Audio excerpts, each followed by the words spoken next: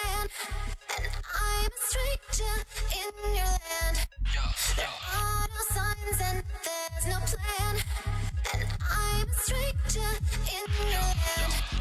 There are no signs and there's no plan, and I'm a stranger in your land. There are no signs and there's no plan, and I'm a stranger in your land.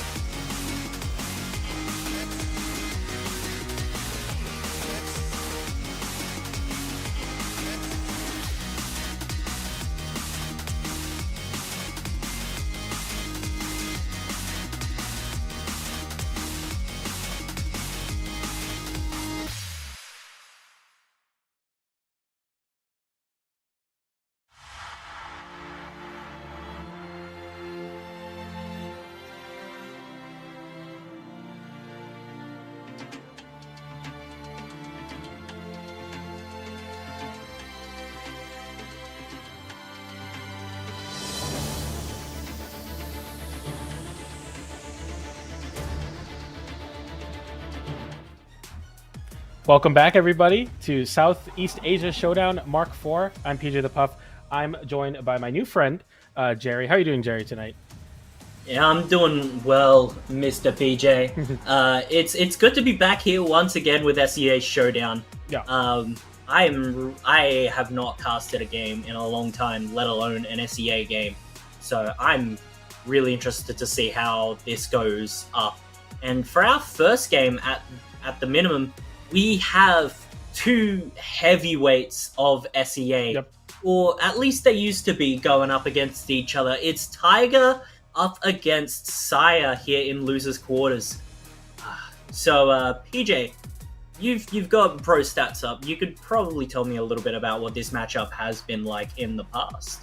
Yeah, for sure. Tiger, Sire have played 16 matches in total, 10 going to Tiger, 6 going to Sire. Last time they played was at Trial of Ymir. That's the same tournament that Tiger got 4th at. So Tiger's been consistently placing well in Southeast Asia, 4th at Ymir, 5th at Scotty. Sire got a 9th at Ymir, so I believe Tiger was actually the one to send Sire into the elimination side of the bracket. Sire known for their very high octane Koji, and Sire more recently playing Teros, which has been kind of the meta shift we've been seeing of most recently. But I think it's going to be a very interesting match between the both of them.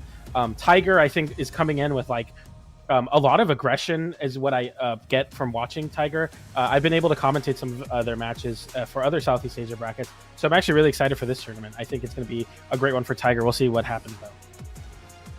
Yeah, we're going to see what happens very shortly. Both players are in the lobby. They've got both of their respective legends selected. Tiger on that level 100 Koji, which over the years that I've come to know Tiger, it's been what he's been known for. Yeah. He's known for that extreme pressure that you can see on the bow. And we know that he's been playing for a long time. Yeah. He's rocking the BCX finalist of 2016 for his title. The first ever BCX, and he was a finalist for it. So we're going to see how that is going to come up against Sire on that Teros. Teros has been having a lot of light as of late, especially with Axe being incredibly strong as it is. It's got that good poking game. It can build up damage really quickly. And then Hammer being able to KO as quickly as well, because we all know what it's like to get hit by a Stomp Sair in this game. Mm-hmm. We all know. It hurts when you get hit by it, but when you're the one hitting it, oh, it's magnificent. We're going to see who pulls it off here. Game number 1 in losers quarterfinals. We're underway. Yeah, it should be a good time. Tiger sporting the lightsaber on Koji, and it's kind of an interesting difference between the two. Teros, a legend that's so solid at getting a couple hits and then so much damage. Koji, kind of the opposite. You're going to be throwing a lot of buttons out, and I mean he's level 100. I can only imagine how many button clicks he's had on that Koji, and right now jockeying before the center stage as Tiger, just poking around. This is the feel out game, as I like to call it. Nothing big gonna start happening right now. Nice Sairs though. Tiger getting 2 of them. Able to get back to the stage with no problem. Sire, playing the Teros is going to have to use that high defense to just continue to live, but it doesn't matter if Tiger gets a big read on that side stick. Nice catch. What a call out there from Tiger. He goes for the bow side air, and then he goes, you know what? I know what Sire's going to do here. He's just going to straight up panic, and I will not falter with this bow side sig. Absolutely clatters him. Gets that downlight into the GCN sig, which connects. Sire now on this Axe, trying to get this KO quickly. Tiger, though, he switches over to the bow. The Enlight from Sire's Axe sends him away. What's the mix-up for trying to get back to stage? Tiger goes high. Trying to use that weapon throw to try and get an advantage, but another really big downlight there. He's building up a lot of the damage, but what we're seeing on Axe, it does struggle to get those knockouts. He finally does get it there. But look at the damage deficit. Sire's already in the orange, and it won't take as many hits as you think for Tiger to be able to get that KO. Yeah, you're seeing this here, the bow getting so much good damage build up, and right now Sire on the back foot, the downlight side air connects on the Tiger sword, which has been pretty much the main damage dealer in terms of finding these KOs. The gravity cancel downlight doesn't confirm it. Big reversal. Sire reads high, Tiger goes low that time. Demon Island having the small walls makes it so that, that high recovery is just that much more common. But Tiger, I mean, very, very experienced, BCX 2016 finalist is going to have that information right now. Sire, though, with an edge guard opportunity. Tiger throwing the weapon away, trying to get some space. And the breakdance does do it from across the stage as Tiger moves up 2-1 right now. It's been pretty much what you were talking about, where Tiger just plays that very smothering, high-octane game plan, and it's working out right now. Yeah, but the other thing that we're noticing is even though Saya had a really massive deficit, he managed to draw it back in. It's only going to take a stomp Sarah or two to be able to try and even it up if he manages to avoid a lot of these bow hits, which it doesn't seem to be working out at the moment, PJ. He's been sent off stage, almost a huge read. GC stomp there, trying to send Tiger out. Double nair. Now Saya has to try and get this KO quickly. He's just trying to dance around, trying to find it here. What a bow read with that downlight. Catches the dodge, but the recovery! A little bit of a misinput there from Tiger, perhaps. And now he's on his last stock. Saya is on that axe, wanting to try and build up the damage. Ooh. Tiger can't really go for anything silly here. And he's going to be the one to get the capitalization. That is 1-0 to Tiger so far. Little out of focus here. I was moving around a lot, was seeing what Tiger's reads were. There we go. I'm back. Yeah, I mean, just overall showing kind of that dominance in terms of like outspeeding your opponent, and I think that's what Tiger's bringing to the table right now. Sire is getting outpaced. I mean, he was able to bring back the deficit, and I think definitely a product of Taros is that even versus a fast player, you're able to keep up in the damage build up because you have the ability to just get a couple hits and get it going. And I liked a lot of what Sire was doing. As soon as Tiger would overextend, the reversals were big. 2 of the stocks were off of reversals, a lot of nairs for juggling. I like to see that stuff, especially on Taros. And I think right now Sire definitely knows that it's not out of reach. It's definitely possible to move on here versus Tiger, but Tiger is going to make it hard. I mean, we see a bit of a character switch though over to the Raymond for Sire, and I think that that gauntlet will definitely help out on the ground versus the bow. But we'll see. We're back on Demon Island, but a different character this time. We got Sire on the Raymond. Yeah, it's an interesting swap here coming out from Sire. He definitely believed that the hammer wasn't doing any work at all. Tiger was really able to just easily skip around it. Yep. So Sire's just gone for a weapon that has a little bit more control, but Sire is gone already. That's a 20-second stock coming out from Tiger, and an immense play on the bow. What on earth? You're used to seeing, I mean, I feel like the common narrative is Bo's a really great damage builder, but can't find KOs. But you see Tiger there, even with the abnormal hitboxes that Bo presents off stage, no problem for a man like Tiger, just getting the big edge guards, and especially right now for Sire, who is fortunately on the axe, which is what we found a lot of output on in the last game. Tiger going high there with the Sarah and gets reversal. That's what I was talking about, Sire. Get the damage where you can, but I feel like he's kind of pushing his advantage state a little bit too much right now with Tiger. Another Bo edgeguard opportunity. Goes for the down air, doesn't find it, but the side air actually sends off and taps it in with the ground pound. Tiger is playing absolutely insane on the Bo right now. Yeah, what Bo really does exceed at, and probably something that you might have picked up, is the fact that Bo's exceptional at juggling. It's able to keep its opponents in the air. It's able to just push them to where they don't want to be, and then you just see amazing knockouts like that. Sire trying to go for these reads, and he does get that sidelight recovery after Tiger trying to push his advantage a little bit too far. And we see a reverse 3-0. We do see Sire on the gauntlets this time, which he's going to have to try and figure out how to build up this damage and how to slow Tiger down. That's what's going to be the deal breaker here, if you can try and slow Tiger down. Which at the moment it doesn't seem to be the case. Sire's already in the orange, PJ. What can you do from here? You got to find an edge guard here. Rayman going for the down sig there a little bit too early, I believe, and Tiger closing the gap immediately with the side sig. The dodge is burned, but Sire getting back to the stage. You need the gauntlets to find their output. You need a big edge guard sequence, and we've seen Sire's gauntlets do it before, but we'll see if he can find it here. Gets the downlight, gets the dodge read, not quite the spacing for that recovery, and the downlight Sarah comes in for Tiger, and I mean, even though you're making it back here, this is just looking rougher and rougher. Gravity cancel, downlight into the ground pound to get Sire back in the air, and the downlight, even the down air on Koji, able to find the KO. That was so difficult for Sire, because I felt like Tiger just got way too much off the bow. Yeah, Tiger's bow was pulling up immense pressure. So there's only so much that you can do. Sire has to figure out how to play around it. You try and over-aggress and just try and play into that risk, Or do you try and slow things down to the point where you could get caught doing nothing? Yeah. There's a few options that you can take from this, but just trying to find the weak points of Bo is what you're going to have to figure out how to do. It's so if interesting. you can manage that, yeah. that's a bit of a tough one. We do see Saya, he is taking a little bit longer to try and figure out what legend to go into next, which, you know, we've seen him on Axe for both games in 1 and 2. We see him go back to the Taros, so he's going to try and put faith back in that hammer. We're going to see how that works out for him in game number 3. Can he get a reverse 3 set here? There's only one way to find out: immediately banning Demon Island 2. He does not want any part in that stage. I'm honestly so happy to see that. I think a lot of times people kind of choose a hill to die on, so to speak, and I think it's good to just ban the stage. I mean, you know, of course, Demon Island, a comfort pick for a lot of players, but sometimes a change of scenery is in order, and right now we're seeing 2 tri-plats or 3 soft platforms.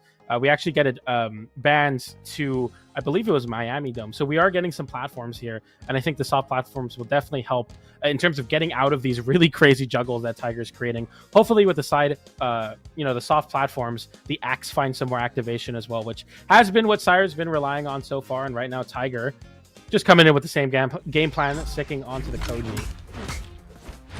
Yeah, we see him pick up that Axe, Tiger on the sword, double set, tries to go for the ground pound, but nicely dodged through.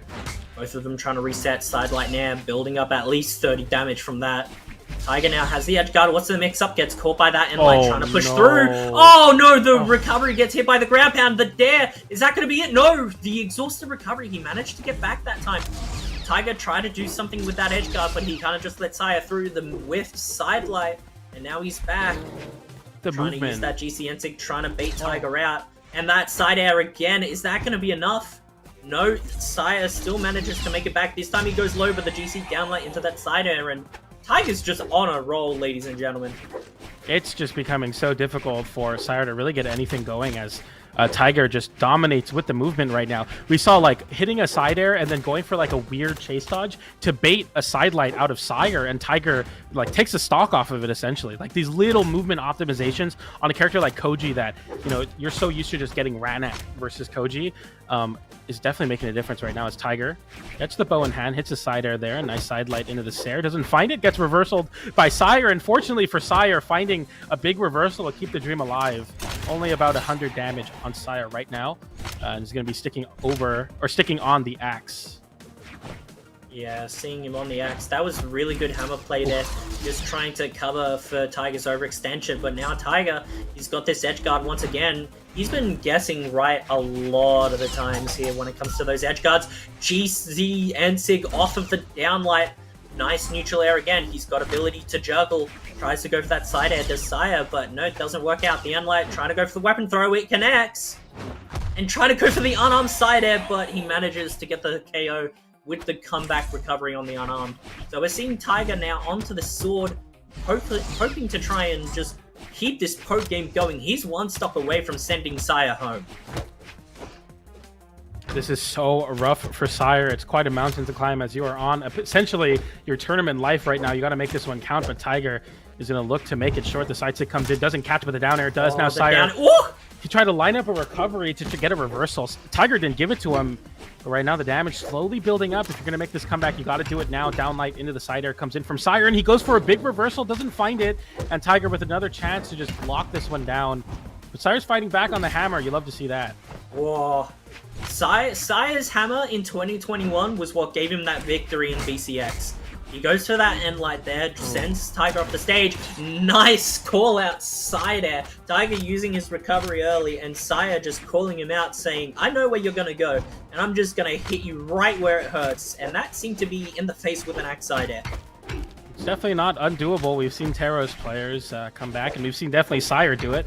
Downlight into the side air didn't confirm there, but Tiger going a little bit too high, kind of antsy for the KO, but oh yeah, that'll do it. Yeah, pulls out the whole drum kit to try and just absolute what on earth? Tiger with the 3-0 pulls out the drum kit in celebration.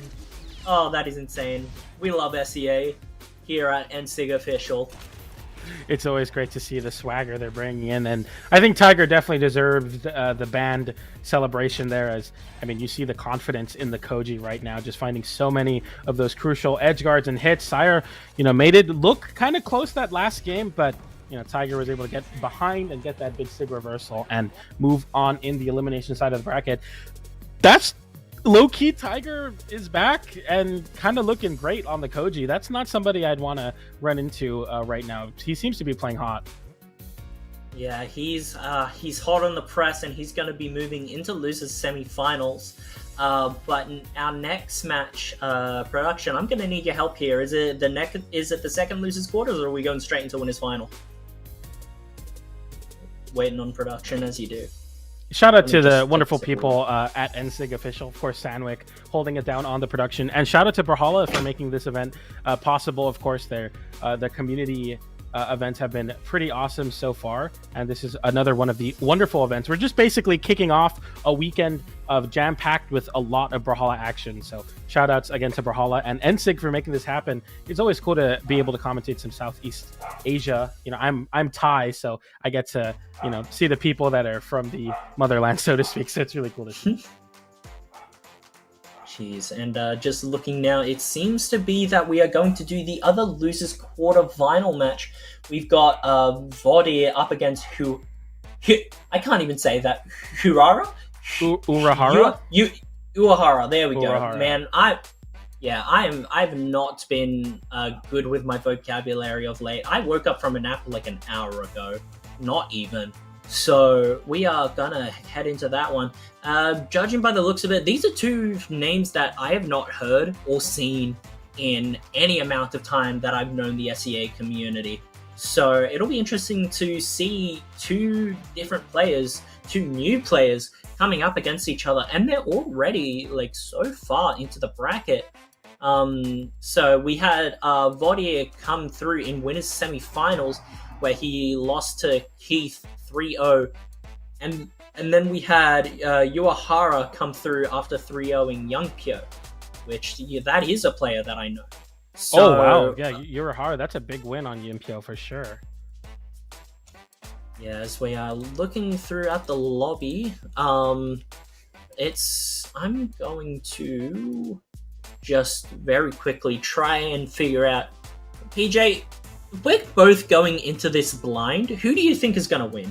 So, from what I understand, this is a MENA matchup. So this is Middle East, North African matchup. Vaudir from Saudi Arabia, Uehara from United Arab Emirates. So it should be a very exciting match to get something kind of you weren't expecting in the Southeast Asia bracket. But nonetheless, if you follow the PR, Uehara PR 55 compared to Vaudir's PR 357, there's quite a difference there. But I wouldn't count anybody out. Vaudir made it all the way to top 8, getting 3-0'd by Keith. I mean, Keith is just such a strong player in region. It's you can't really take much away from that. So I think this is going to be a pretty close match. I mean, I'm always down for the underdog, and Vaudir with the lower PR, it would be the underdog. But right now, what I'm most excited for is we're seeing some more Jeyun action. I was just commentating Yu's taking a trial of Scotty with the Jeyun, so maybe a Great Sword Resurgence in the works. So maybe we got that. I don't know. I like you said, we're going in blind, and I'm excited. Yeah, I mean, we see the Jeyun on one end, and then we see another Teros on the other end. It seems to be that Yuz and Kaina they've been playing against each other with those characters, and then all of a sudden, everyone's on the Jeyun and Teros bandwagon. Yeah. So I'm really interested to see what other players' versions are of those characters as we head into game number 1 here. Yeah, Mom, I want Yuz and Kaina. We got Yuz and Kaina at home. We got it here at the SEA Showdown, and it should be very exciting right now as we have the Jeyun versus Teros on Demon Island. If this isn't the most Brawlhalla thing, I don't know what is. Dude, both of these characters trying to get away with the platforms. I honestly think that the Greatsword will benefit most from the no platforms, because that means that you won't be able to take a break up against the Greatsword. You won't be able to go onto a platform, take a breather, because we're seeing that right now. Vaudir is already in the red on this Greatsword. The GC downlight calling out Vaudir doing absolutely nothing on that. And now it's... Look at that stock damage. Uehara is really pulling the strings here in the first minute. Uehara low-key mixing right now. Voter can't find any control. The reads! It's just so much damage. The chase dodges through just so much aggression. Voter getting some nice damage there with that down light, but the gravity cancel down light from the Jaeyun Greatsword is going to send Voter in a bad spot who can't escape, like you were saying. When you're on Demon Island, it's more like Greatsword Island because you cannot find any safety because you are getting ran out by Uehara, who has a huge lead right now. Dude, the Greatsword Island is on demon time right now. That is all I'm gonna say. Uehara getting hit by that hammer side air, trying to find his way back. Oh, got the stop. Ended up waiting a little bit and then finally connecting with that side air. It does catch Uehara jumping. So Uehara on this Greatsword has been really impressive. Now he swaps over to the sword, which we're not going to question that skin selection, but it's okay. Tries to go for that. Ensig is a big read, but Uehara managing to get away from it. No sword in hand anymore. He's going to swap over to the Greatsword. If that is not the most Jaeyun thing I think I've ever seen, they'd rather get KOs on Greatsword than the more stable option of sword itself. Yeah. As we're seeing him trying to piece up Vodir, he does manage to get that dodge away. Gets the 3-piece side light nair into that jump ground pound. Tries to go for the side sig. Does get that punish, but now we see him swap over to the sword finally. Some common sense in a Jaeyun player. Tries to go for that GC downlight, but it doesn't connect. He'll get one there. Doesn't KO though after that recovery. Oh, that'll do it though. What a call out with that GC downlight, and that's going to be game number 1 to Uehara. I mean, that was just so much domination on the Greatsword. 609 damage on the Greatsword. I mean, if you're getting just eating that much damage on the Greatsword, it's just going to be so hard. And I think Demon Island definitely playing a role in that, because I feel like as soon as Uehara got any hit, it just became like the Uehara show on the Greatsword. Just constant hitboxes, constant reads being thrown out. And as you were saying, you know, I mean, even it working on the sword, finding the KO in the last stock with the downlight recovery. So, you know, as Vodir here, you might need to switch things up in a big way because it did not go your way on Demon Island. Yeah, we do see that switch up. We are going to Small Fortress of Lions, which does have that one moving platform that will come into aid for Vodir. What Vodir is really going to have to do here is try and, as much as it might hurt, try and beat Greatsword in neutral. Because that is the only way that Greatsword is able to get so many illustrious reads that we are seeing, because they have so many options in neutral comparatively to any other weapon. They're able to keep pressing. They have options after they press to be able to whiff coverage. You know, they can straight up call you out for trying to inappropriately punish. So you can't really be lackluster on your whiff punishes against Greatsword, or otherwise you will just get continuously hit. A weapon throw fake out there from Uehara. Vodir trying to build something out here, but the read after the weapon throw catching the dodge. Again! Uehara on the Greatsword is insane! You know how much confidence you need to have to go for a recovery read on the dodge away? Because against someone on Axe, they're going to be able to get a nair reversal if they dodge through it accordingly. But right now, Uehara is saying, it's not a read if I know. I mean, I'm just going for the recovery every time, catching the dodge away, and it's working. Vodir needs to find the mix-up there, and hopefully on the back of an Axe make a comeback. That side air doesn't land and gets reversal by the nair. And right now, Uehara playing very well on the sword, just playing very clinical. Gets the side air there and switches back to the Greatsword, which has been doing a majority of the damage. But right now, Uehara just playing around that weapon-starved game. I think it's going to work out here. Hopefully it will. Oh, Storm can't get the side air, but does get the retry to go for something extravagant. Doesn't quite pay off. Both of these players are in KO %. The recovery coming through on the hammer. Gets the weapon throw. Can't find anything else. Prefers to retreat afterwards. He's going to go on the Axe. It'll only take an Endlight or two. Tries to go for that side air, but the grounded Sair on the Greatsword is going to clean it up. Vodir was extremely damaged here, and can he try and find a quick revenge KO? He picks up the hammer. It'll only take a stomp Sair or two, perhaps, but not if the Greatsword has anything to say about it. Tries to go for that weapon throw fake out once again. We're seeing a lot of the Greatsword options, man. Oh, he'll finally get it. He gets away from the Greatsword string, which is what he needed to do, and gets the KO effectively. Yeah, just, really utilizing that, take a poke hit, get a side light in, dash backwards, try to bait out Vodier getting a little too aggressive. But right now it's working out. Vodier holding this soft platform down on the axe is definitely going to be helpful for the axe specifically. I think Greatsword sometimes has trouble around the Greatsword player, and right now, I mean, this is just a lot of swinging on the side of Urahara, who just continues to put out these Greatsword hitboxes. Vodier getting caught there with that side air, and right now, I mean, even on whiff, Urahara is like, man, it's just a matter of time before I hit. It's not if I'm going to hit, it's when. I think right now, Vodier just can't find any control because there's just so many hitboxes coming at you. Yeah, nice down air there from Vodier.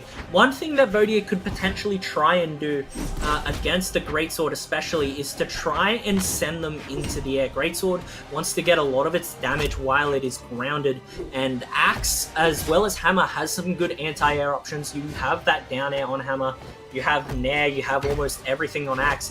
He goes for the Stomp, can't find anything after it. He's going to switch over to the Axe, gets the down sig, reading the gravity cancel. Nice work. The side air going to connect. This is a lot more of a closer game here as we might be entering into the final stock sooner or later. The Ansig is going to connect, catches the jump, and gets the KO while he's at it.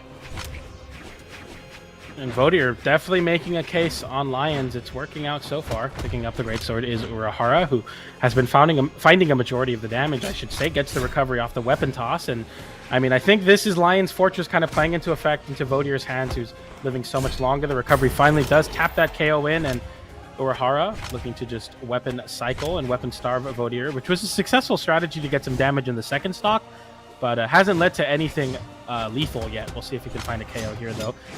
Nice little open up there. Vodier on the Hammer. I feel like the Hammer has found a lot of success so far, contending the ground space against the Greatsword. And I think we're going to be seeing that a lot more in the set.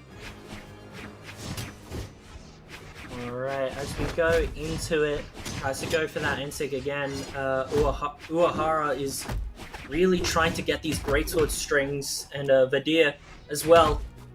I don't think I said that properly, but we're trying our best here at Ensig Official on Twitch. Tries to go for that Greatsword read, but Vodier nicely dodged out of it.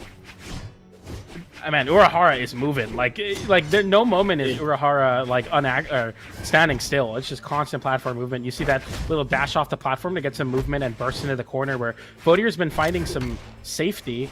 And it's just, I mean, I don't think I've seen a Jeyun move this much before. Like, it's just constant moving, and it's been working out in such a big way. The recovery connects and unarms Vodier right now, who's fortunate to pick up an axe there and a side sig to catch the dashes. If somebody's moving too much, that side sig's gonna be a great way to catch them on the ground.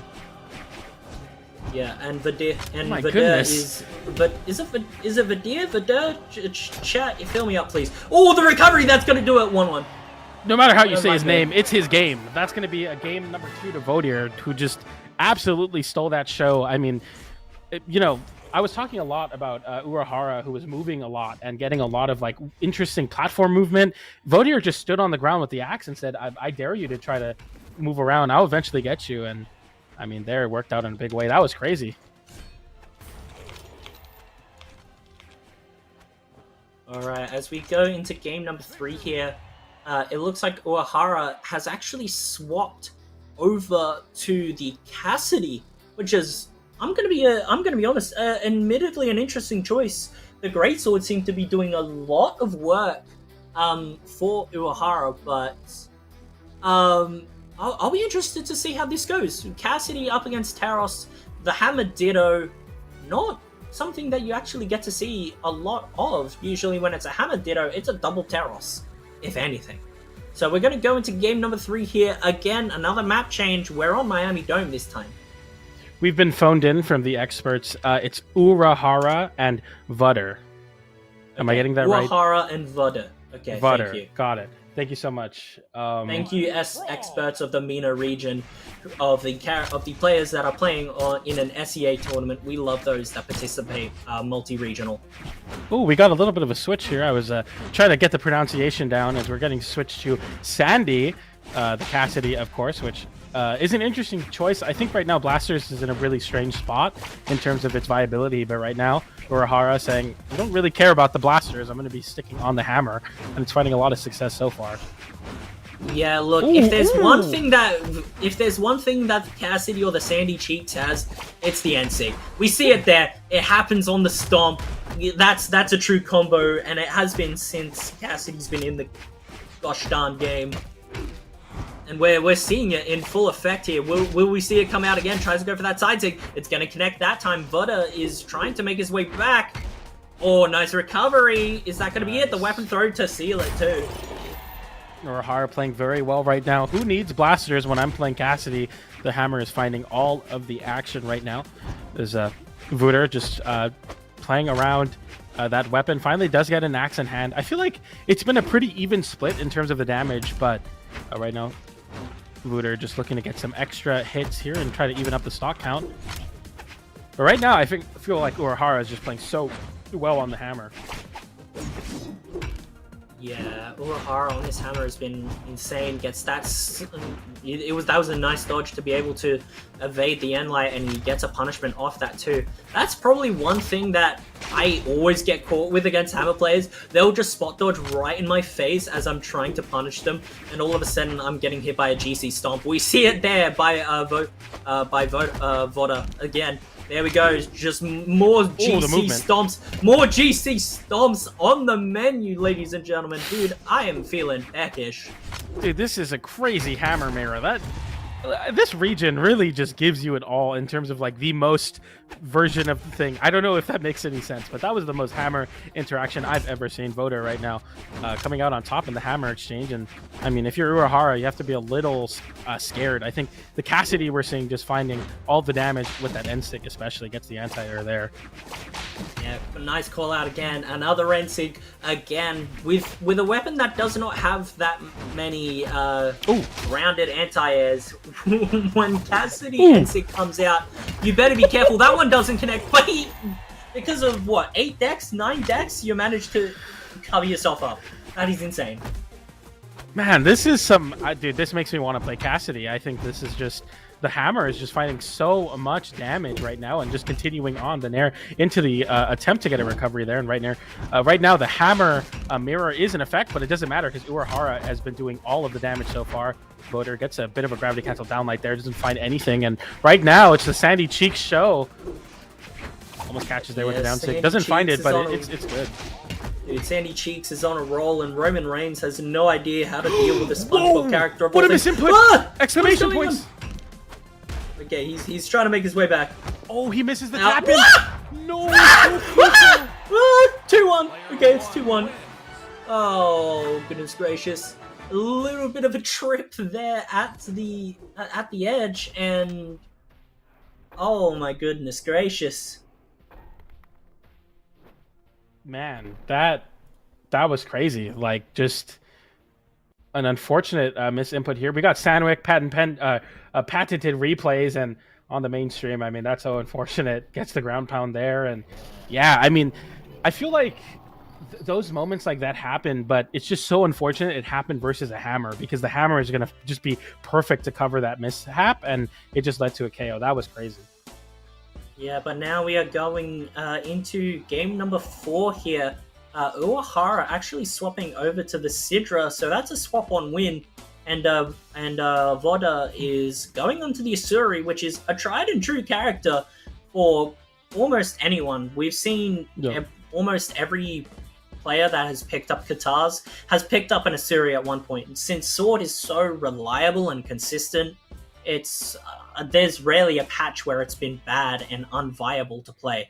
So both characters now, instead of a hammer ditto, it's a sword ditto. But will we see the momentum shift of the cannon, or will we see the aggressiveness of the Katars? I say aggressiveness. It's aggressive when it's out of neutral.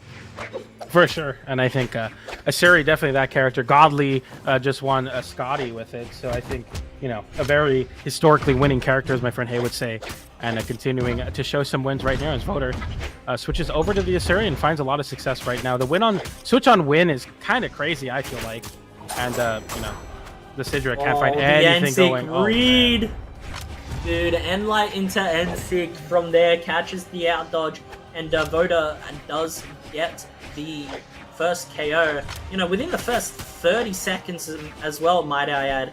the Sidra, an interesting pick, and now Uehara has to try and claw his way back into this one. Nice down air there from Uehara, but right now Vodier is kind of struggling to get back in this game. Or sorry, Uehara is struggling to get back in this game as Voder has been too solid on the guitars. See that side like getting punched by the side air and an attempt to get some sigs going, doesn't find it. Uehara right now hasn't been finding a lot of success on the cannon, actually goes for the down air there and continues the juggle with an air.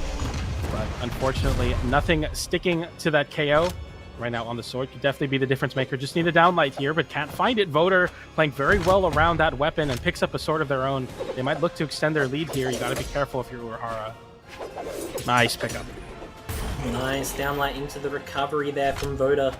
And yeah, we're definitely seeing an interesting move on this cannon. Hasn't been able to fully utilize it. The Katars have been really just shutting it down since Katars want to be up and close and personal, where the only move that you really have to be able to counter that as cannon is Endlight. And as good as a move as that is, if you're able to completely restrict the majority of your opponent's options, what an N-Sig there coming out from Voder.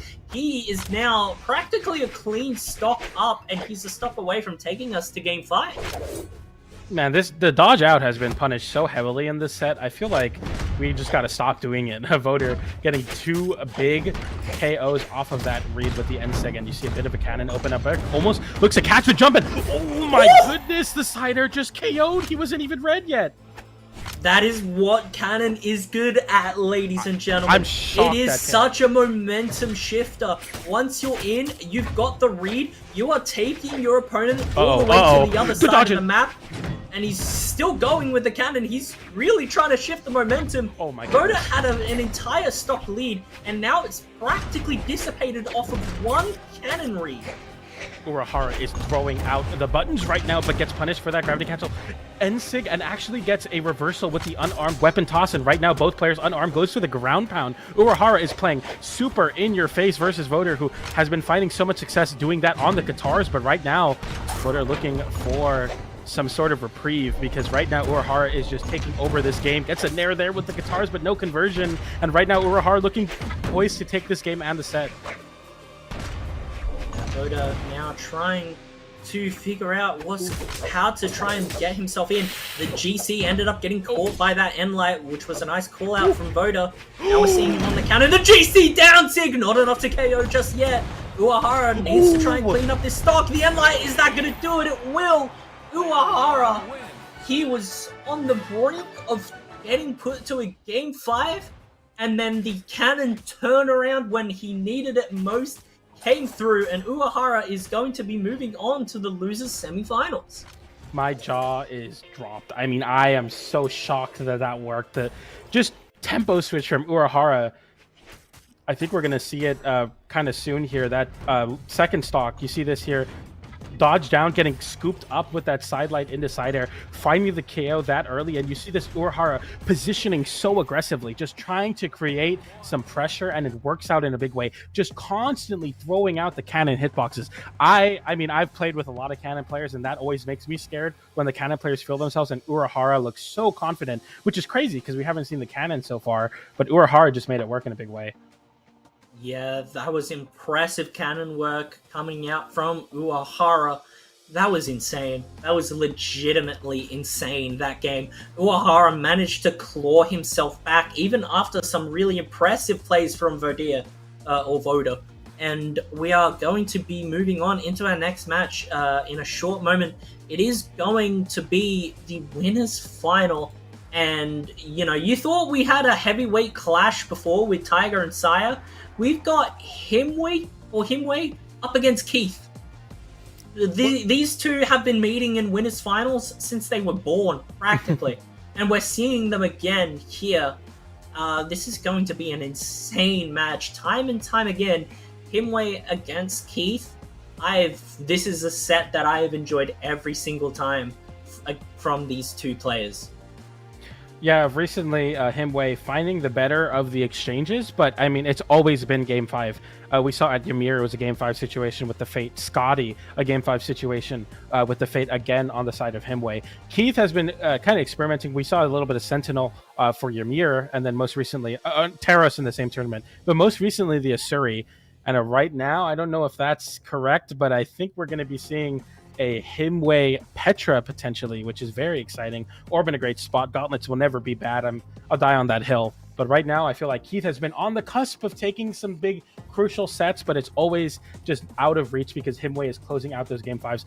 And we'll see if that's going to be happening here. But right now, we might be getting a bit of an orb mirror. That could be exciting too. Yeah, this will be really interesting to see. Himwy on the Petra, which, if we're going to look at one of the big 3 regions, that was Radish's main for a very long time before he swapped over to the Red Raptor, which that just so happens to be what Keith is on. So yeah, we're seeing kind of an old versus new of one professional player and being combined into this jam-packed match. We know Keith has the battle boots. We've seen him with it with Tezca time and time again. And we know that Himwy has the gauntlets. We've seen him on Mordex so many times. You know, he's played Mordex in my tournaments before and won from that.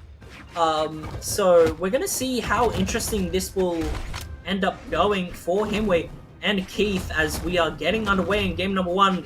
Himwy already a massive start on the gauntlets. Gets a downlight into the side air, tries to go for the ground pound, but Keith manages to get himself away.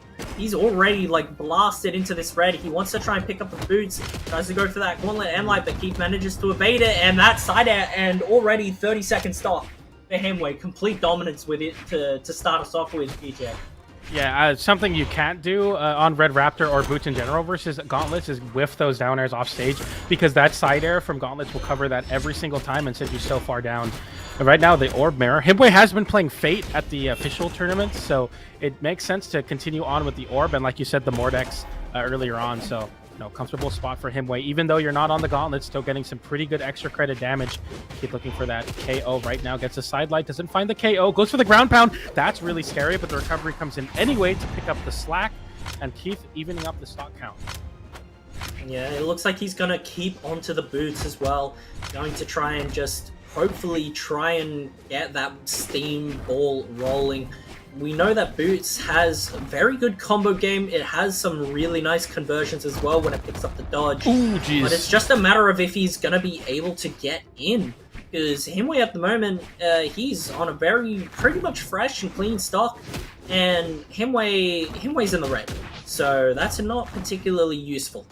Himwy's playing very smart right now, just kind of not overcommitting on any reads and trying to just see what Keith is doing right now. Keith, last 3 options have been the dodge away. We'll see if Himwy tries to adapt to that. Sidelight snare will find a KO for Himwy. Keith on the boots right now is getting some big damage. Goes for the gravity cancel side sig, and that actually gets punished in a big way. No KO though, and ooh, I don't know about that unarmed ground pound. Himwy doesn't punish though, and Keith getting back on the battle boots and potentially has an opportunity to maybe steal a stock from Himwy. The recovery comes in. Himwy looking worse for wear for it, and right now cannot find any damage on the orb. Nothing is sticking. Yo, that recovery is going to connect through as well. Oh, what a side air from Himwy. Keith tried to catch him falling with a GC sidelight, and it just didn't quite work out for him. Oh, here we go. Himwy managing to get the lead. Stomp into the down. Oh, no. I say stomp, it was a down light. I mean, yeah. It's, the gauntlets are still trying to keep going. Gets that orb side air, tries to find the connection with a side sig, but Himwy doesn't fall for it. What a coverage! The slide charge into the wall from Keith to cover the low recovery from Himwy, and we're even stocks right now, and Keith has potential to maybe steal this game away from Himwy, who got a little bit too crazy on the Gauntlet edge guards. This matchup between the Orb and the Battle Boots has not been going Himwy's way. But right now gets the side air, and Keith looking to be on the back foot as he just tries to find any hit. Himwy spacing around, the N-Sig comes in on Petra. That won't KO, but it'll do a lot of damage. The Spirit Bomb there on that down sig doesn't connect. And Keith on the Battle Boots once again has been doing so much damage. We'll see if he can maybe take this game from Himwy. Oh, no. Yeah, nice side air there from Himwy, though. Trying to close out this stock. It goes for the ground pound on stage. The side air again, that's going to connect. Can Himwy try and clean this off here? Gauntlets are incredible off stage. It's honestly what they're best at. Yeah. Just sending their opponent off stage and keeping There it the is. pressure there. He swaps over to the orb. That's gonna do it. Side air, and the taunt immediately after game 1 from Himwy. Ah, you know we're gonna have a match. When a game 1 taunt coming out from Himwy, you know we are going to have a match. Hopefully for the ages. Only time will tell, though. Yeah, the Himwy gauntlets were looking kind of crazy. I know Himwy as a Fate player. Most of the sets I've commentated were on the Fate. So it's cool to see like the gauntlets coming in, and I think a very refreshing style of Brawlhalla, especially in the more passive meta we're seeing in North America. Southeast Asia is like, I don't care about what's going on across the Atlantic or Pacific. I'm just going to do my thing. And right now they're doing it in a big way. They are very, very aggressive. I love to see it. And right now Himwy is getting the better of the two because of just how much aggression and damage the gauntlets are providing. It's cool to see. We'll see if Keith finds some adaptation here, if we're just going to see more of the same. Yeah, definitely when it comes to SEA and even Australia, it's kind of a shoot first, ask questions later kind of playstyle. So, which is, it's refreshing to see in comparison to other regions when you really look at them. Keith, though, now on these boots, tries to go for the huge ground pound read. Another end light catching Himwy going up. And now it's just a matter of if they can manage to build up some more damage. Nice. Ooh, the bit of a clash there from Keith and Himwy. Both the hitboxes hitting each other at the same time, so nothing ever happened. Oh, the grab up! Oh, okay, both players are off stage. GC N-Sig. Keith manages to get saved from that. Tries to go for another N-Sig, but Himwy is just not looking too good. Another N-Sig, still another whiff, man. It's just not enough. Downlight into the side air. Not gonna KO just yet. Tries to go for the dare, but he doesn't catch the gravity cancel. Yeah, right now. Doesn't matter who's gonna get the KO first, man? Come on. Whoa, We're taking your time. Okay, that was crazy. Himwy actually went for a gravity cancel turnaround N-Sig to try to catch the missed side Sig from Keith. And unfortunately it didn't connect, so Himwy didn't get a chase dodge, and that just was curtains for the stock. Right now, Keith is looking really solid on the Red Raptor. The boots have been finding a lot of damage, but I can't say the same about the orb. We'll see if it finds some success or if it's going to be an easy tap-in for Himwy. Yes, it is, as the breakdance gravity cancel off stage works out, and Himwy looking very solid right now, able to bring it back in the stocks. But Keith has a bit of a damage lead, which he'll hopefully be able to spiral into a win. We'll see if Himwy has anything to say about that, though. Yeah, Himwy with his edge guards have been almost impeccable. Himwy honestly has probably one of the best edge guards in the region. We're trying to see that now. Oh, he does make it back though, even after that weapon throw, taking out his recovery. Gets that end light, trying to continue the pressure, but Keith manages to avoid it. Still the pressure happening. The dodge gets caught, goes for the grab, but the weapon throw from Keith managed to save him, and Himwy spent all of his money on it. Himwy is going all in against Keith right now, and it is not working out so well. Keith getting a big juggle there and some nice damage on Himwy, because the battle boots have been working out so well, especially versus the orb. And I think right now Keith knows that. Himwy again going super aggressive off stage. Keith getting a big open up downlight into the side air. Catches again with another downlight into the down air. And Himwy stuck in a really bad spot, able to make it back. And now on the gauntlets, hopefully some more comfort for Himwy, because he is not able to find anything on the orb versus the battle boots. We'll see if Keith can tap this game in with the orb, or maybe Himwy will get back in it there. Picks up the weapon. I think might have had an orb recovery if he pulled the trigger on it. Didn't there though. Keith trying to get this KO soon, and that GC side sig is gonna do it. Keith with a 2-stock to give him a game in this set. It's 1-1 currently, and we're already seeing the clash of the heavyweights come into appearance, and Himwy immediately with a character swap on loss. It has been crazy to see what Himwy has been cooking on the gauntlets, and unfortunately that game kind of got out of hand. You see that Nair missing, and that was the end of that stock, and we see an easy tap in with that gravity cancel side sig. Himwy switching over the Teros, a character that, you know, I think we could always talk about Teros in terms of the meta. And I think right now Himwy is going to look to show that, you know, if you're a top player, you have a Teros or an Asuri, I like to say, but right now the Teros coming on for Himwy. Yeah, the Teros from Himwy. It is, again, a character that we have seen from him before, but you gotta really ask the question to yourself, have you seen enough Teros today? If you have, make sure to call the Teros helpline on 1-800-10 Teros. As we're going into it, Stomp Side Air's coming out, the recovery. Oh! Oh! Oh! Oh! The save! He's still going. He's still going! Oh! He's still going! Okay, he makes it back from all of that. I'm just making parrot noises over here.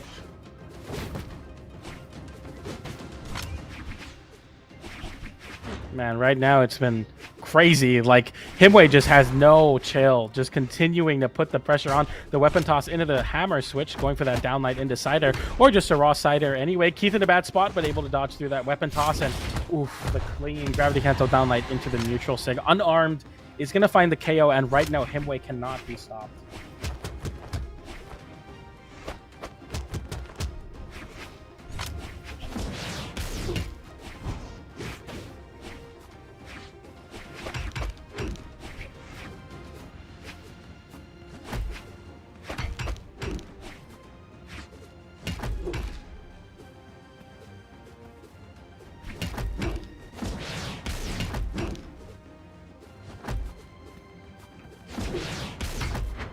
Ooh, Russian Mafia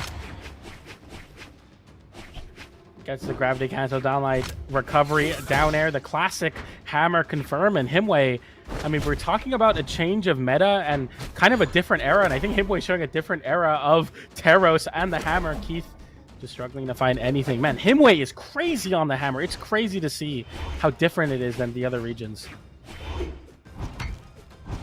Oh no.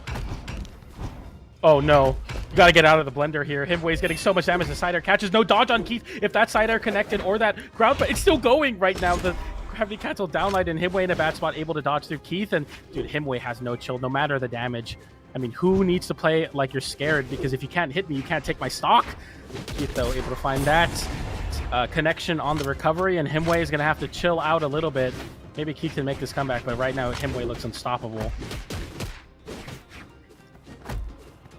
So Himwy is really putting in the pressure up against Keith. He's in the orange here on his last stock, and Himwy tries to go for that down light into the neutral light, but oh no, Hammer says, is that going to be it? It will be it. Another taunt comes out from Himwy, and it's 2-1. Man, I am shocked. That was just so dominant. I mean, I'm lost for words, man. That was crazy. Look at this stock. We're going to see the replay coming in pretty shortly here. Downlight, gravity cancel into the recovery down air, and Himwy just ran away with the game. Keith could not get anything going. All right, as we are going to go into game number 4, we are seeing the swap here from Keith, and it's finally going to be that Asuri. He is bringing it out now, as he's in a deficit here. One more game for Himwy, and he's going to move into grand finals, and Keith is going to miss out once again. So he's really going to have to try and reverse this around and try and somehow, hopefully with the Katars, try and close Himwy down quicker than the hammer and the axe can keep him out. Yeah, I mean, this is the most like 2024 Brawlhalla lineup, I think. Asuri, super solid. Katars in a great spot. Historically very winning character versus Teros, another historically very winning character, very meta relevant. And right now we'll see if Keith can bring that energy of the meta into this counter pick. But right now Himwy looking so solid. He gets that downer, misses the Cider afterwards. But right now you're seeing some pretty solid axe play. But the hammer, which has been so solid for Himwy, is going to be switched over to right now. Keith, though, on the Katars has been making a lot of damage happen and potentially stock. The neutral light into the recovery doesn't KO. But I mean, you're just looking super dominant right now. You can't find even a weapon sometimes versus Keith's Katars. Yeah, Keith Katars, he's got them in hand. Himwy getting that side light nair, tries to go for the GCN tick, hoping that he would go down, but it doesn't quite work out for him. Keith, and trying to finish off this stock with the edge guard. Maybe a little bit of a gamble there that didn't need to be paid. Tries to go for that recovery again. Katars' recovery being able to KO as quickly as it does. I'm a Katars player, and I gotta say that's an abomination, but what a down tick there coming out from Keith, as that's gonna give him the stock advantage. Okay, Himwy trying to get something started on the unarmed and gets punished pretty heavily for it right now. The nairs are connecting as Keith is getting the big open ups. Got to put your helmet on. The half pipe is here right now. Himwy just looking to find anything to stick, but right now the Katars are just too solid. You can't find any control right now. All right, Himwy now. He is the one that is behind. That seems to just happen when players go back and forth. Sometimes one dominates over the other. As Himwy tried to get that hammer side air, but it just didn't quite connect. Keith has the potential to be 2 stocks up here, but the end light on the hammer's gonna get him rid of the weapon. He's trying to make his way back. He goes over to the guitars once again, stomp side air, and he is gonna pick up Keith's first stock, but again, the damage deficit, Himwy is in the red. It's only gonna take a sword downlight recovery. Ah, speak of the devil. Yeah, Keith poised to force a Game 5 situation. I mean, this has kind of been the motif of their sets.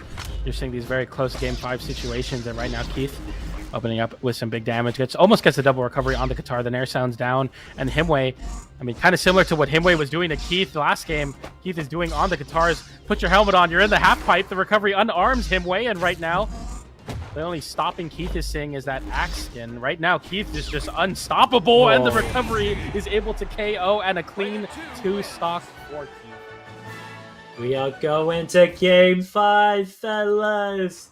It's another Game 5, and of course it is Himwy and Keith once again. We've seen this so many times now between these two players, and it doesn't get old. I'll admit, it doesn't get old. We're going to see the Game 5 again, Himwy and Keith. They both have a bit to think about now. What is going to be their character picks? It looks like Keith is really sticking to that Ahsoka Tano. And we saw the Petro back, but no, it's going to be the Red Raptor. Himwy pulling the Raptor on Keith. That almost feels like a slap in the face, PJ. You can't be taking that sitting down, man. Yeah, man, I feel like that's it's an interesting pick. I feel like the orb wasn't doing that great. I'm not a hater or anything. I just like seeing it. I feel like the orb wasn't doing great, but the gauntlets are doing really well. I kind of wanted to see more of the Keith gauntlets, but we're going to be seeing the orb and the boots, which we haven't seen yet. And right now, I feel like if I'm Keith, I'm low-key like, all right, this is my opportunity. So we'll see if this works out. All right, now we are getting into it. It is going to be game number 5 here. It's Himwy up against Keith. Let's get this going, ladies and gentlemen. Game 5. Chat, we're going to need you to make a bunch of noise for these two players as we are getting into it. It's Small World's End. No platforms, no nothing. Just straight brawling on the final stage. Yeah, I think if you're Himwy here, you're not too mad about this stage selection. Especially on the battle boots, just wanting to close in that distance. Keith on the guitars, though. Guitars have been looking so solid, but Himwy right now on the battle boots looks to prove me wrong for the very least. But Keith getting a bit of an open up there. Nothing major right now, as Himwy is choosing much better defensive options than the last game. I feel like Himwy was kind of panicking a little bit and causing some big damage on Keith, and Keith with a big edge guard opportunity taps it in with the gravity cancel down into the ground pound and the sword. That's the extended with the ground pound on the sword, and Keith with a clean stock lead, less than 100 damage on Keith right now. That was insane from Keith. He's really trying to pull out all stops here against Himwy. He brings out the side zig, to get the fall read. The ground pound on the guitars once again. Himwy manages to get up side air. Not enough to KO. Even on this map, tries to go for the down sig, but he's managing to avoid. Doesn't get the correct punish for it though. Both players off stage, really trying to brawl it out here. Side air again on the orb, not enough to get the KO. Goes for the recovery still, again, not enough. Tries to go for the side zig, again, not enough. Tries to go for that side air, again, not enough. Both of these players are really trying to bring it home in the ground pound, and Keith, could he be 2 stocks up here in game number 5 in winners final? He can, he only needs 1 more stock to send him into grands. Every Southeast Asia showdown, Keith has gotten the better of Himwy and has been taking home the tournament and looks to do it here. Himwy able to get that KO with the boots recovery, and right now Keith, I mean, 1 stock away from continuing the streak of the end, this SEA showdowns. This is basically the only time Keith is beating Himwy, and gets a big half pipe open up there. Himwy with a good dodge. But right now, I feel like Keith is just not stopping, and Himwy hasn't found any answer for the guitars. The Nair to get off of him. Himwy with a big open up though. I'm sorry, the dodge is getting red, and dude, right now Keith is just doing so much damage. That's insane. Gets that N-Sig. Himwy is burning into this red here. He tries to go for that side air and again tries to go for the jump read, but Keith manages to stay calm. He doesn't jump into it. He gets that weapon throw, trying to take himself back. He just needs to clean up on these katars, but Himwy trying to build up this damage on the boots. The weapon throw doesn't come in. Now he's onto the sword. It's only going to take a downlight recovery, a downlight set, a downlight anything. That's going to be it. And Keith, he goes through to grand finals 3-2 after what was an impressive set from both players. And Keith is the one that rounds it out, man. That's insane. If you look at their history, every time Keith plays in SEA Showdown, he wins the tournament, beating Himwy twice in Mark 1 and Mark 2, and now in Mark 3, keeping the three-peat dream going. A great showing from Keith, who just dominated game 4 and 5 on the Katars, on the Asuri. Man, that was a treat to see Keith just showing up with the Asuri. At Trial of Scotty, Himwy getting the better of the two versus Asuri on the Fate. We didn't see any Fate today, but Keith took advantage and brought that Asuri win home in that game 5. That was so clean. We might see the Fate later coming out for Himwy, but we're gonna have to move on to other parts of the bracket. Before we do that, though, we're gonna take a short break. I've been Jerry. PJ, any final words? Yeah, I mean, thank you all so much for watching. Keep on watching for those Twitch drops. Once again, shout out to NSIG and Brawlhalla for making this tournament happen, and shout out to SEA for giving us some awesome matches. We're going to be doing a quick caster swap over to Skiff and Vilgax, our good friends, and don't go anywhere. We're going to go to a short break, and then we'll be back more with some more SEA Showdown action. We'll see you soon. We'll see.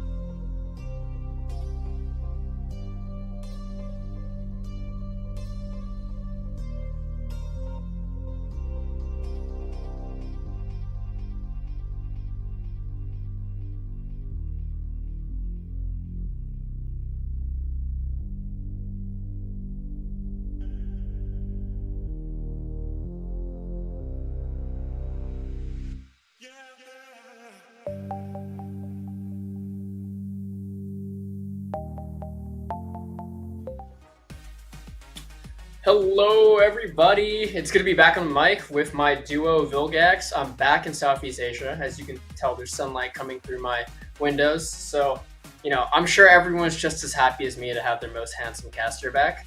I know Vilgax is happy. I'm excited to cast some of these sets. Taking a look at the bracket right now, we got Urahara versus Tiger. And, classic fashion of every, NC trials ever, Keith has sent Himwy to losers. Yeah. And so Tiger's going to have to go through the Middle East player, Urahara, then through Himwy, and then all the way to Keith if he wants to clutch up this victory, which I'm looking forward to. I hope he does, because I want to win for the old man. The old man? The old man. The old man? First of all, I don't know if you think I agree with the handsome statement. I think we're going to have to beef on the seas about that. No, I just let it slide. I saw you said it on Twitter, and I was like, I don't know. I can't let that through. But we got some good matches. We got Urahara up. Versus the old man, respectfully, the guard old man, and we're talking about. I think this is an Urahara dub. Me personally, I think it's an Urahara dub. Urahara? I don't know if I agree with that one, Chief. I'm feeling it. You have to go against the numbers sometimes. You have to go against them. Right. Straight into it though. Okay. Get the Sidra. Actually, what is the name of this map? Yeah. Okay, we have Sidra, and we have the classic pick of Tiger. Definitely with this lightsaber pick, I'm pretty sure that's a plus 5 stat boost to Koji. All stats with the lightsaber, that's plus 5. It's your character just becomes better with the lightsaber. Definitely pick that up from Mohala. You're not a competitive player if you don't have this weapon skin. Crazy gameplay coming out from Urahara straight for all of these ground pounds. Oh, is that connected? NA? Am I watching Guichibo gameplay? That's kind of genius, low key. Well, that's actually unpunishable. I mean, it's not, but it's a tight window. You get that momentum spot dodge off the side. It's kind of free. Although you are, giving up the stage. Tiger enters back. Yeah, I mean, he's doing a pretty good job at, finding these hits right now. It made it really hard for him. And dodging as well. Yeah. It's one of the strong advantages of the bow, especially with a weapon like cannon that's going to spend so much time in the air. You're just able to catch landings. Oh, he catches him. He's gonna do it. No third hit. Oh, that's gonna. Wow. Okay, Tiger is on his final stock here for the first game of the set. That's just going by really quick. What's the time looking at? We're only a minute 20 into the game. Holy. Because Urahara's last match, I was checking in periodically, and I was seeing the time reach the 2:30s. I was like, what's going on here? It's crazy. Up the pace, it seems. Maybe he was giving more credence to his Middle East brothers. Get as much of the stream time as possible, but then make it fast when you fight a C player. Yeah. He doesn't want the old man getting his run time. Alright, we gotta cut it out. It's taking over the actual name for me. Tiger enters back though. We go.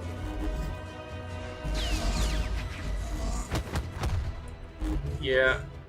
I mean, it's just looking at how this game has gone. It's just gone so fast. Tiger has just been taking hit after hit after hit. Urahara with this, cannon gameplay, just amplifying all of this damage, and he's taunting as well now. He's confident. He's feeling it. Trying to get into the mind of Tiger. Big whiff though. Oh, how do you fumble that? Come on.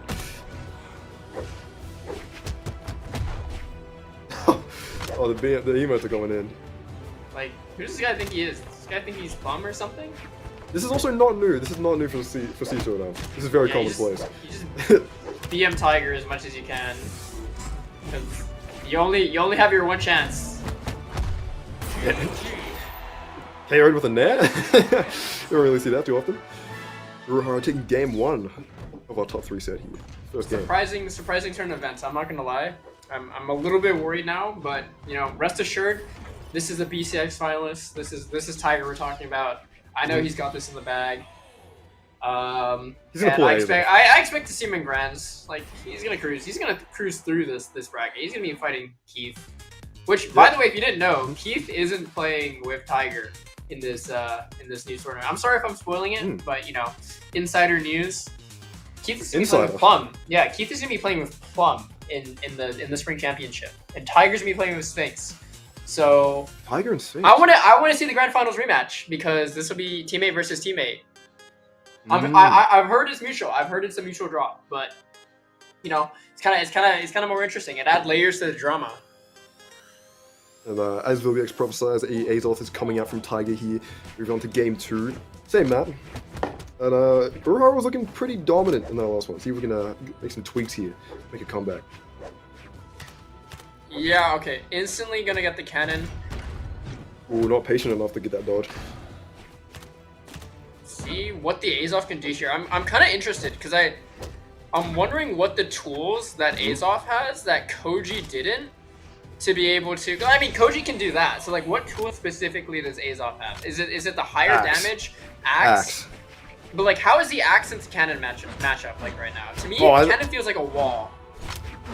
I'm not sure about right now because I'm kind of out of touch a little bit. But back in the day, it was one of my least favorite matchups to play against with cannon. I'm sure he just doesn't want to play the sword ditto is actually what it is more than likely. That's and true. Azoth Sigs are Azoth Sigs, so can't really cry about that. Yeah, I mean, hitting one of those puppies, one of those side sigs, like on the edge at like yellow, it's like almost knockout territory. And the hitbox on the end sig, the axe end sig, ugh. From active frames, ugh. Sig coming out, not really doing anything. Yeah, now you Capitalize on the juggle. Catch the landings. Easy edge guard here. I have to say, I've been watching and like Tiger like has slowly but steadily been improving his like edge guard gameplay. I know it's taken like 8 years at this point, but like, who said you can't teach an old dog new tricks? It's exactly the same line I was about to spew out of my dumb little mouth. Tiger says I'm laughing at him though, yeah? Yeah, actually, I'm missing.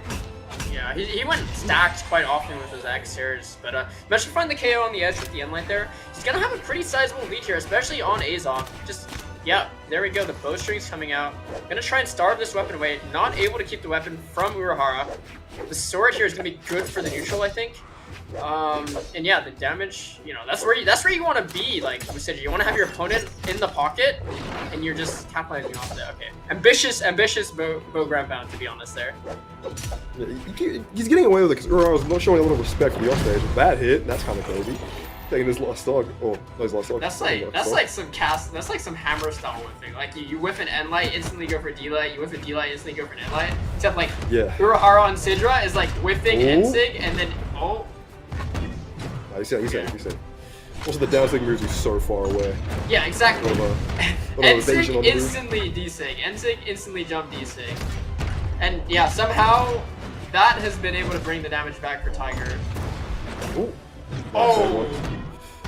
Wow, that kills? Oh, yeah, that knocks out? Too, actually. What? That's Zoth, bro. That's Zoth. He's got defense. He's got like 6 or 7. I don't know what stance he's running. How the heck did Sidra Urahara manage to make that not back? weak though either. Yeah, he's running Sidra 6. Sidra is definitely not weak, but Actually, yeah, well, Sidra's stats are actually kind of unbelievable. I don't know, man. No, I swear I hit a like Blaster's D-Light like recovery and I just don't KO. But a Cannonair is gonna just do that just fine. Yeah. Yeah, that's 7 strength. The deficit's actually in his favor.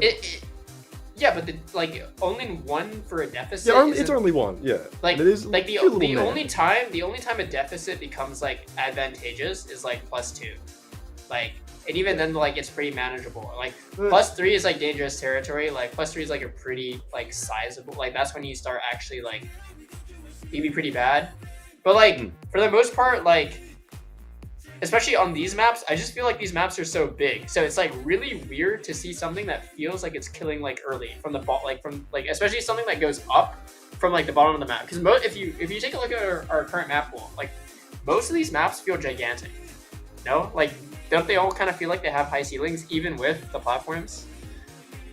They do. I'm not sure how true that actually is for Terminus though. Is Mishima Dojo's small ceiling or is it big ceiling? I don't actually remember. Demon's like sizable. What are these guys yapping about? I mean, Demon's sizable, but like it has a pretty high ceiling, and it does go. I don't know how far out it goes. I feel like it doesn't go as far out as most people think. Like it is kind of shorter on the sides than some of the other maps we have in rotation. Same map again, going back to this map. And we're gonna need some Tiger to try and cope with these edge guards coming out from Uruhara. Sydra's edge I'm guards gonna, on I'm gonna Cannon need him are to so stop trying to juvenile. punish the Ensig the way that he does. Oh yeah.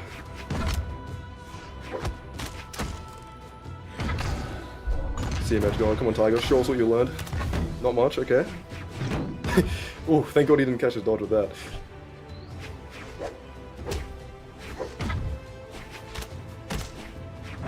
Okay. Okay, I'll just I am weird liking this stalling bow in the air. gameplay. I am liking this. Ooh. See, Tiger's really aware on Azov of his, you know, kind of like hits into strings, especially from aerial. Like, and I feel like that's, I don't know, when you're Tiger, I almost feel like you spent so much time on like Koji that like your micro is like just all about Koji. So you end up like doing things that don't really work on other characters, but like one on Koji. But like, I don't know, that doesn't seem to like, he doesn't really seem to be faced like that. Oh, incredible that weapon throw managed to hit him. It was on the ground for Yeah. seemingly ages. That Ensign, Whoa, man. what was that? Okay. So free. There we go. We see the slide off Ensig signature cannon tech. For those of you Southeast Asian players that don't know, there's a player in North America called Jarvis. As in his entire game plan, he's an Xbox player, is sliding off of the stage, doing an Ensig and waiting for you to come off. And you know, that is a skill check in this game, and that is one of the things that you're gonna still see here at the highest level of Brawlhalla. Uruhara And is Tiger's gonna have to, you no know, respect. he's gonna have to speedrun learning that. Uruhara is showing such a little amount of respect to Tiger. It's kind of insane. Like the match is even. Tiger's actually winning on the damage right now, but like same thing as last game. Uruhara like a little disrespect coming out, gonna play with his fruit a little bit, and he locks in last stock. He is technically losing, but he was also technically losing last game, so... Yeah, then he locks in and wins. Locks in, more like picks up the cannon, am I right? Yay, where? 112 Twitter likes. Yo, let's go. There you go. Usually. Okay, Tiger managed to get the KO there. I'm looking good for Tiger, but it was looking good last game too. And to be honest, I honestly think like you get the cannon here, you get a quick 0 to death. Uruhara's in a good place, decent damage, and you know you're up two games. Like you're kind of in that mental state where it's like, even if I lose this game, I can lose one more. Like I'm good. I can just figure this guy out. If you're Tiger, like you have to reverse sweep here. Like that's kind of mentally draining. You're giving your opponent like way more games to learn your character like swap. Whereas like I don't know. Punch coming off. Ooh, come on. Well, This show is us what you looking learned. good though. This is looking good. I think it's gonna close out here. Yeah, he's just playing very solid neutral, getting these little chips.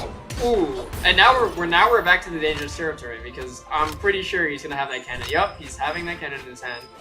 But Here's where Tiger it should gets have the interesting. axe. He Yeah, should has have the axe, which will be a good tool for killing. If he doesn't squander it here, he does have to have a bit of patience and not fall for that Ensig trap that's like so common on Sidra. And he can't Or overextend get 0 to either. death. Or get 0 to death.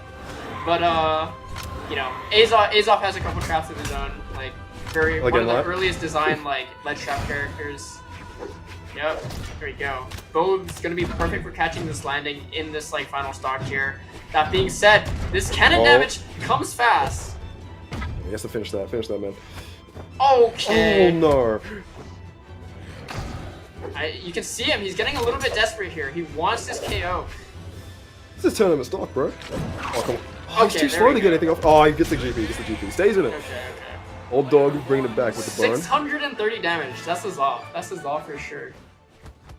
But like, I mean, that's the other thing. Like in this meta where I described, where there's like a lot of big maps, you gotta keep in mind that like there's weapons in this game that give you better recoveries than other, or not necessarily the specific move of a recovery, but so to say, like for example, with gauntlets or lance. Lance is probably the best example, where you can side air, you can recovery, you can do a lot of things to either stall or just bring you closer to the stage without, you know, expending jumps, expending dodges, expending, you know, your actual recovery. And cannon is one of those weapons. And that's one of the other reasons I feel that cannon is super strong in this meta. Despite not only having a pretty decent neutral and having super good poke with the Enlight and, you know, the ease of interacting with the Canadair, starting interaction with the Canadair, I feel like the strong suit of cannon in this meta is the ability for it to come back. Like, even if you get someone to high damage, especially when Cannon you're playing a doesn't, character. Sorry. I was saying, Cannon doesn't have the predictable trajectory as like Lance does. We have to charge it and next time wasted. Yeah. Another factor. And it has a way jankier hitbox too. It's kind of less obvious. Which is crazy because compared to- Lance's recovery hitbox is no joke. No joke. Yeah. Cannon is Cannon, man. Bird too. We got a 7 coming out of here. Yeah, I do think this Speaking spear of, is going to be better for the matchup, especially with that increased defense. And we're going to see why that's going to matter here a lot with the cannon. Because it means that not only can you live longer, but you're still going to be able to get back to stage so long as you keep the cannon in your hand. Speaking of weapons with janky, silly recovery, spears, it's a classic. Big old wall. I think it's one of the less egregious offenders. It used to be awful though. It used to be so free. I mean, That's it could be hammer recovery. But every grapple move is kind of like that. Oh, good recovery pickup from Urahara. Yeah, I mean this damage, it doesn't feel like he's done much, but just the poke alone has afforded Urahara his first stock, and he's only in like light orange.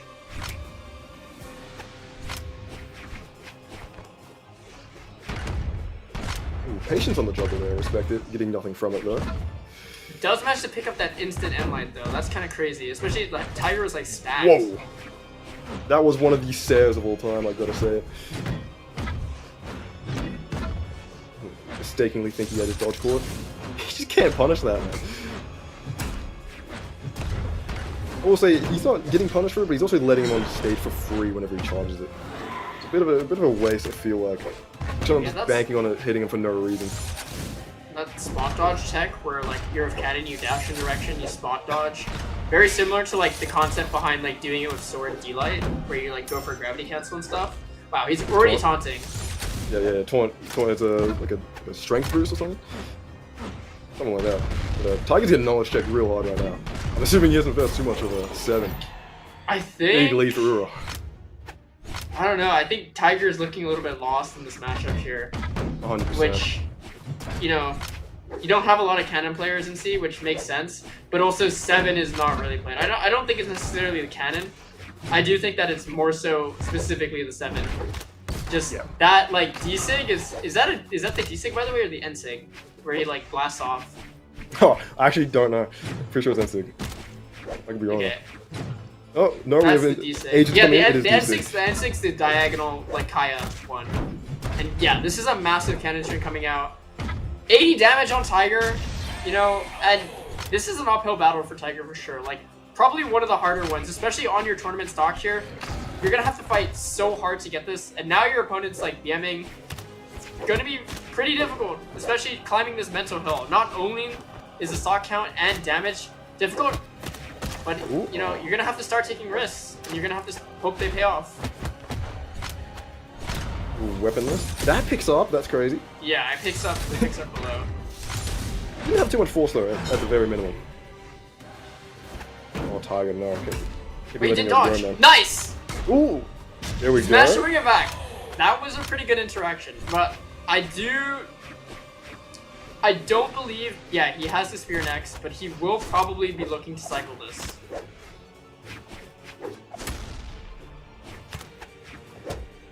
Oh, he's just fishing for that ground pound. This classic C showdown ground pound.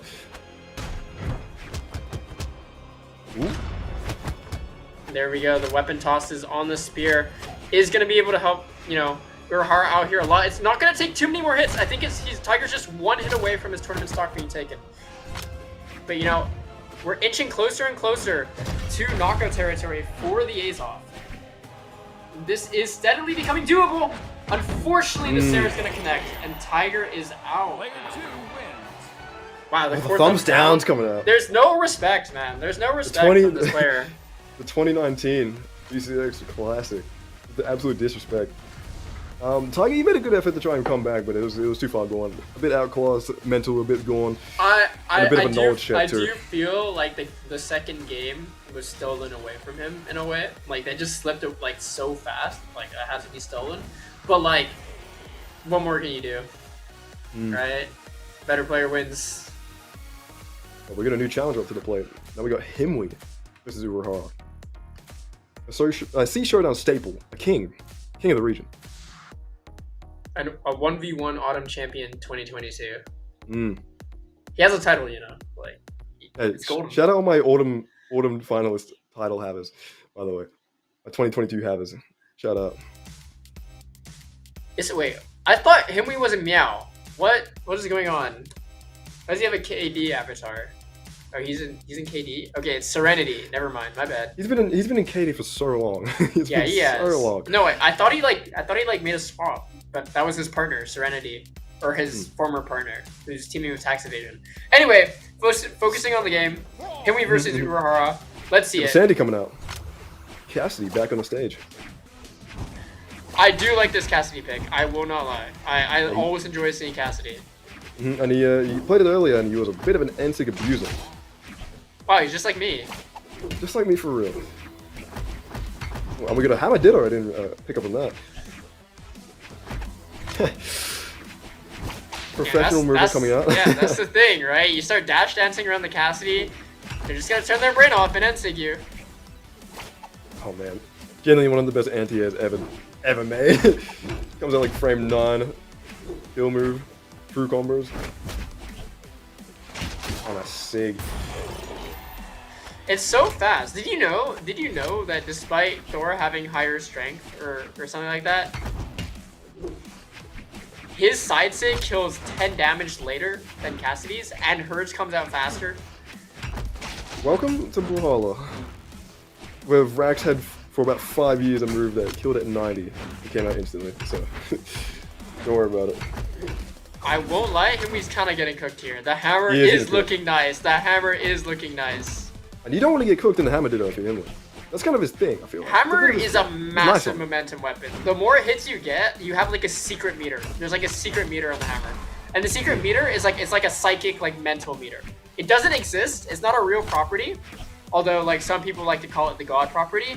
But it's like the more hits you get, the more like Yomi you build up. And like that basically means like the more you get into your opponent's head, and you're just able to get away with like stuff like that. You just the more hits you get, the more hits you get. Like what more can I say? Like that's just simple math. That's math as hell. That's so math. That is a true combo, by the way. And light decisive is a true combo.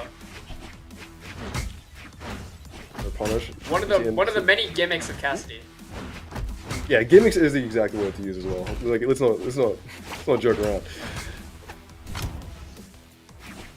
That being said, though, like this is Roman Reigns here. The D-Light there is gonna KO, and that was a pretty good option. A lot of people there would have just D-Light Sared or D-Light Nared, but you know, D-Light Dare kills much earlier, so remember to use that. And I think Himwy's gonna have this here in just the way that the players are choosing to play the neutral on the last stock. Like especially like Urahara here is not playing as proactive as he did, which is, you know, quite common in the last stock. Kind of going for poke here. Bad. Okay. There we go. The anti-air's coming out. See, that's okay. Oh my okay. God. I'm gonna need to check the replay on that. Was that true? Can we get the agents on the phone? Was that true? Yes or no? I was just thinking about the fact that Himwy probably shouldn't have thrown away that axe. I was like, oh, my mind was at the time that happened. I was like, yeah, this is like the way that this is going to go with the, you know, the way that both players are choosing to play the 1v1. It kind of seems like Himwy has the favor here with the axe, and then, yeah, let's see. Wow, the ground and recovery, GC, stomp, that's true. That's true. That's literally true. Okay, Himwy's saying in the chat, I misclicked the map ban. Okay, you had your chance, buddy. Wait. I don't know. Do we give him the run back? Might have to give him the run back. I don't know, bro. The run back? Might have to give it to him. That's the thing. Like, I just don't want to ever go on a platform map against Cassidy. Unless I can keep that person on guns. Like, if I can keep that person on blasters, then, like, it's not as bad. But, like, picking a platform map against Cassidy, to me, I don't know. Like, there's just so much tools that she has. You just went demon? A demon pick. Yeah, I'm pretty sure. A demon pick? Error and spectate. I just got kicked out of the lobby. Okay. Beautiful Yo, tech issues. wait, production is out too. Hello. Okay. Please stand by. We will rejoin the lobby shortly.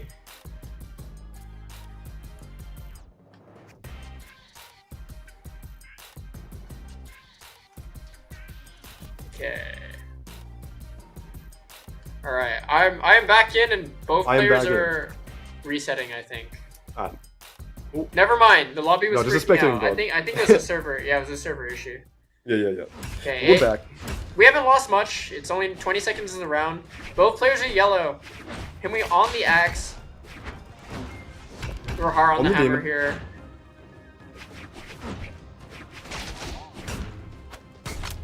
Ooh, shutting down the side sig. Yeah, that side sig is so fast. It's like frame 12 or something. I don't really remember. Oh, the D-sig coming out, the new fresh D-sig. Wow. You know, and it's been a couple months since that's the new like hammer D-sig has been introduced, and I think players are finding like pretty good uses for it. At first, it kind of felt awkward to use as like a ledge trap, but like now, you know, like you add the mix-up game in, you like, I don't know, it feels usable. I can't lie, it does feel usable. It didn't really feel like that before. I don't know, I think it's a pretty intuitive move. I don't think it's crazy setup Yeah, or anything like that. it's not gonna be like a Reno Blaster D-sig where it's just like you get an instant Sarah out of it. But you know, it's usable. Yeah, I mean, that move is also kind of just whack. I only use D-sig if it's like a hard read, and I know I'm right. Try off the nam. Okay, ambitious sidelight. Okay. Messing up the edge guard here. Yeah, and then, now we have the hammer. And there's a pressure. Like that's the thing with Cassidy. Like there's a couple characters in this game with certain weapons like Wushang Spear. You're gonna notice a pattern where people will dash forward or like try and pressure you, and the options that they're looking for is either you dash away or you jump.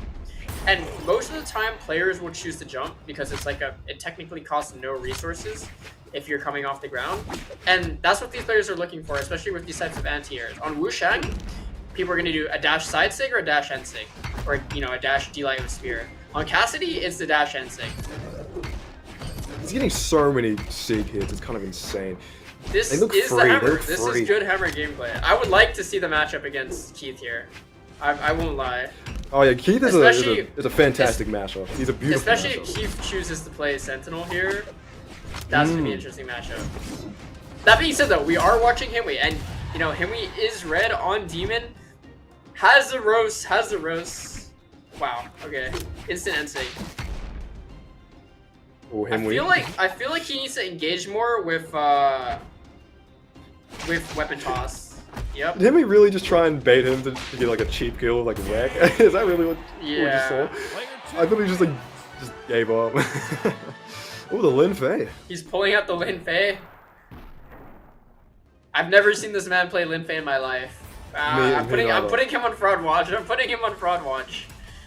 Oh wait, wait. I'm getting intel. This is actually Weichibao. Weichibao has flown in to the region. Yo, Just can we with get one can we set. get a mod check on the account? Like, Someone this check man- his IP. this- Check I've his- never seen this guy play Lin Fei in my life. Like, me neither. he's on fraud watch. I've seen him on the Mordex, but not the Lin Fei. I've seen him on Lin Fei. I've seen him on like pretty much every other character. Like even the the Fate or like the Mirage. But like Lin Fei, this is unheard of.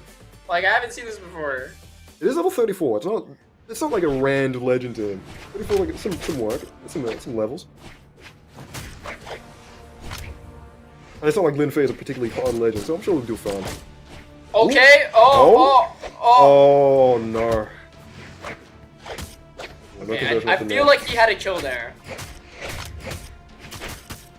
Okay, this guy's cooking. He's cooking. Let him cook. Here we go. Fried, Satellite radio. sauteed, bake. How do you like your squirrel? Okay. How do you like this girl? I just knew we haven't seen Urahara play Blossoms like at all. Yeah, he's been getting rid of he's been disposing of that like the mask we wore in like 2020. Like he does not want anything to do with this weapon. Get some use out of it now. You know, back in my day, Hammer used to be a favorable matchup with the guitars. You kids don't know about the struggle we guitar players have. Yeah, and then Wow. he got in mid 2019 when it was the strongest weapon ever conceived. Yep. Oh, a brutal ground pound coming out from him. Oh, good patience. Good Oh, okay. reactions. That was kind of like, I know that D-Sig, it worked, but I know that was like a panic, like, oh, he moved. The type of D-Sig that just worked. Yo, I was kidding about the mod check before, but now I'm not so sure. Okay, whoa. Ooh. What are these options? Okay, take it back. This guy clearly has hours on Linfei, or at least guitars. I take it back, bro. I take it back. It's hard to say sometimes, it's hard to say. Okay, I gotta see him at least win, and then I can take him off the fraud watch. I can take him off the fraud watch. Okay, there we go. End light side sig, true combo, bread and butter. Starting up with the end sig combos already. You can't be losing his patience. He has a Oh good my patience god, now, the looking at anti-air his from the strings. guitars is crazy. Oh no. Oh no. Okay, he landed one of those cheeky ground pounds. Wow, no end sig? Okay, I guess that's to control the weapon there, you know. You don't want to give him height. Okay. Oh, just barely messed it up. Okay, that being said, Urahara is a Middle East player, so like how much of this is Himwy just like being faster than like Urahara can like perceive? Like did he just like enter Ultra Instinct with this high dex like character right here? When we say that, but he's also what 2-1 up? What is it, 2-1 up? I mean, yeah, Urahara is up 2-0 right now. But, you know, this is a Himwy sweep. Himwy reverse sweep for sure. Okay, I kind of see what he's going for there. He just fell off the edge. There we go. The ground recovery is gonna finally put the first. Himwy's on the board. Himwy's on the board. He's on the board. He's on the board. He's back. But he's gonna have to win like 2 times in a row from here on out. 3 times in a row in total if he wants to reverse sweep. And you know, The king of- we kind of saw that with Tiger. Like he got that one game, but he wasn't successful getting the reverse 3-0 sweep. But you know, this Linfei, I'm really liking this shit. I'm loving it. I'm loving it. I want to see more. Oh yeah, and you don't want to be the king of SHOWDOwn, losing to someone that isn't even in your server, in your region. Yeah, that would be a little bit embarrassing. Like that, surely that's never happened before. Thinking back to January 2023 SHOWDOwn like Mark II 2v2 or something. I think that's when was it Poe and like FXL won 2v2 or something. I don't even remember. Yeah, I believe so. Dominantly as well. I don't even think it was close. Yeah, I wasn't in the region, so I don't think you can. I don't think it's not a real tournament. Like I think if you and we hopped on, I think we dominate. Like clearly, God made us casters for a reason. Like there's clearly a reason why we became casters, and it's just simply because together we're such a power. Like we're such a power couple. We're such a power duo on the mic that if we were to like play the game together, we would absolutely destroy. And like that's not tolerable in the kingdom of God. And that's why we're casters. Yeah, that being said, I've been struggling to beat Trank whenever I get on the game now, so it's kind of a problem. I can't even beat Trank anymore. But we get there. We get there. Okay, but Trank's an innovator. Like Trank's an innovator. He discovers stuff That's what you he wouldn't sort even of think to says. discover. It He's is the what number one says. innovator in C. And I mean, he was an Australian innovator, but now he's had to move his business. Yeah, since Refugee.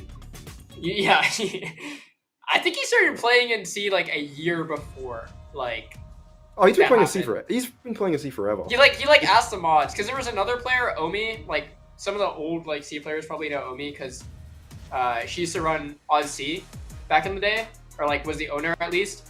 And then there was a problem where the connection was so bad on her PC that she became a Nintendo Switch player, and she could only get good ping to Southeast Asia, so she just couldn't play in Australia anymore. Shout out my Switch players, the 3 of you that have grinded it out.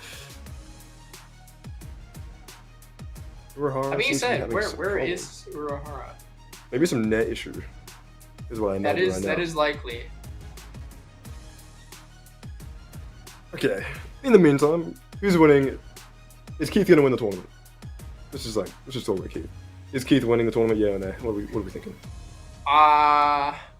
Okay, I said it was a Tiger sweep, and I lied. So I definitely not. Think I'm on fraud watch. Uh-huh. I'm gonna say it's a Keith victory. I feel like it's a Keith victory. Like Keith don't win the majors. Like Himwy's on that streak, but like he wins the community tournaments, right? Like so what's the what's the real like important ones? Like the majors don't got Urahara. They don't got FXL. The community tournaments do. So like the majors don't have Skiff and Vilgax. They don't have those two. Yeah, well, they haven't had us for a while. I think. I feel like they haven't had us for a while. I mean, it's Costas. I mean, I feel like Himwy's won more C showdowns than Keith, right? No. Isn't Keith on like Keith is like the C showdown king? Like, dude, I should know. I Costas. I'm here every month. I'm here for all of them. Okay, that means that we're back to Western Air Temple. I don't know what you're saying back for when I haven't seen this map all night. Unless I'm insane. Okay. I misspoke. No. We haven't seen this map at all. Himwy's throwing. He's definitely throwing.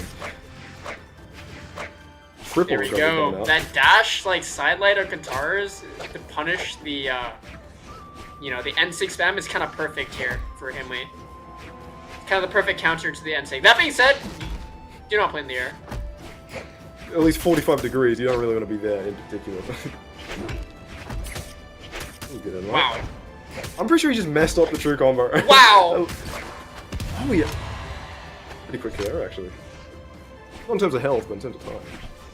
Having a lot faster than I thought it would.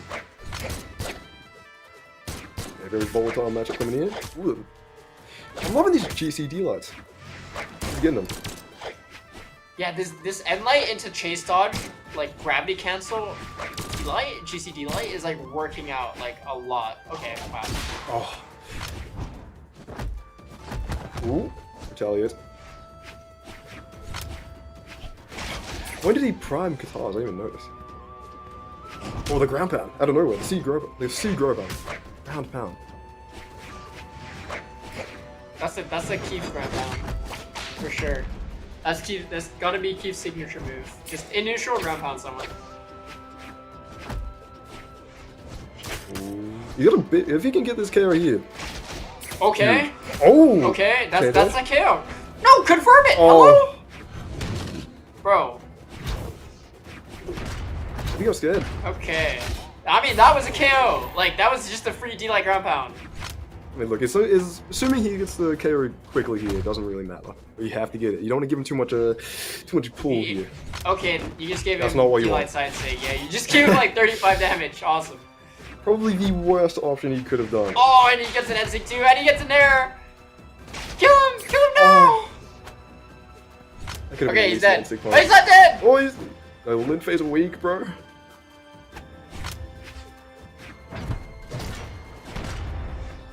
Oh, you can't get too desperate though, otherwise you're just gonna tank on more damage. Wow, okay. Oh my god. Recovery. Wow, where did we all go wrong? Where did it all go wrong?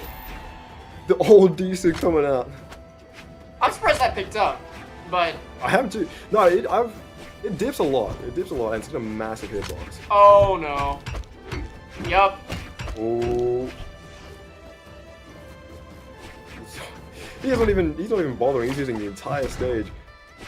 If you have a health lead like this, you don't have to approach. No! Where did we all go wrong? Okay, we're back. We're so back. I think we went wrong when Himwy ground pounded the floor. He has a guitars. We can still see a game 5. We can maximize the content. Don't worry. Oh, hold on. Oh, it doesn't even dodge it. No, but Urahara's aware now. He knows. The thing is, he knows that Himwy's not gonna. He's just gonna wait for a reaction. So he's just gonna stomp instantly. Yeah, and the stomp like on the platform as well. Like. The dad from Himwy was kind of good though. What a genius. Not much from it. Yeah, this anti-air is deadly right now. Yup. Goodbye, Himwy. Oh my god. Do we have a stat? Do we have a stat for just instant hits? Do we have that? That was insane. He hit that more than most light attacks, surely. I mean, that's So the many. Cassidy way. Like, if you're not throwing out N6s, you're not hitting N6, like, you're not a good Cassidy player. That's just how it works, man. Like, You're I not don't make even. the rules. It's not even just a good Cassidy. You just aren't a Cassidy player. You just not even- aren't. Like, hop off the character, gang. If you just can't hit your N6, like, get off of the character. It's like an activation hitbox, 45 degrees of him, like above him, and just, as soon as he's in that range, it's like an NC just launches at his mouth. Oh my god. No, that being said, like, Grand you know, already. as a Southeast Asian player, like, I'm gonna need someone to step up and take this man out because I kind of We need a got Southeast Asian player. Keith's our last line of defense, right? They took 2s. They can't have 1s, bro. They can't have 1s. It's all we have left. As a non-C native or player, as an Australian, I'm rooting for Urahara just have the rivalry. I mean, I'm rooting for Urahara in the sense that he's been playing really well this tournament and he's taken out so many major winners already that, like, you know, like, he kind of deserves it, I guess, if he can conquer the raid boss of, you know, the C Showdowns, Keith himself.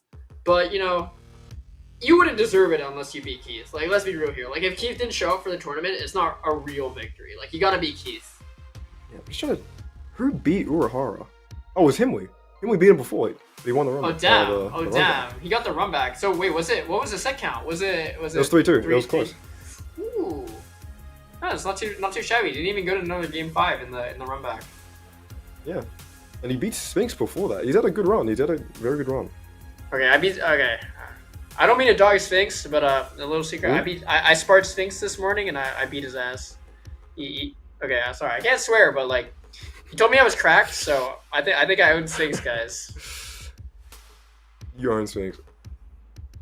Money match. I own him until he just whoops my butt in ranked like he normally does on yeah. Looks like we got another delay tonight, which is crazy because I thought this grand's gonna be a fast one. I'm on the edge of my seat. Like, I cannot wait. I wanna see Keith versus Urahara, especially if Keith plays Hammer. I think it's gonna be interesting. And we already saw how good Himwy's guitars were into kind of dealing with Urahara's, you know, gimmicks and his kind of playstyle. But, you know, Keith, the master of guitars in Southeast Asia, I'd say it's going to be a really interesting matchup, definitely, for Urahara.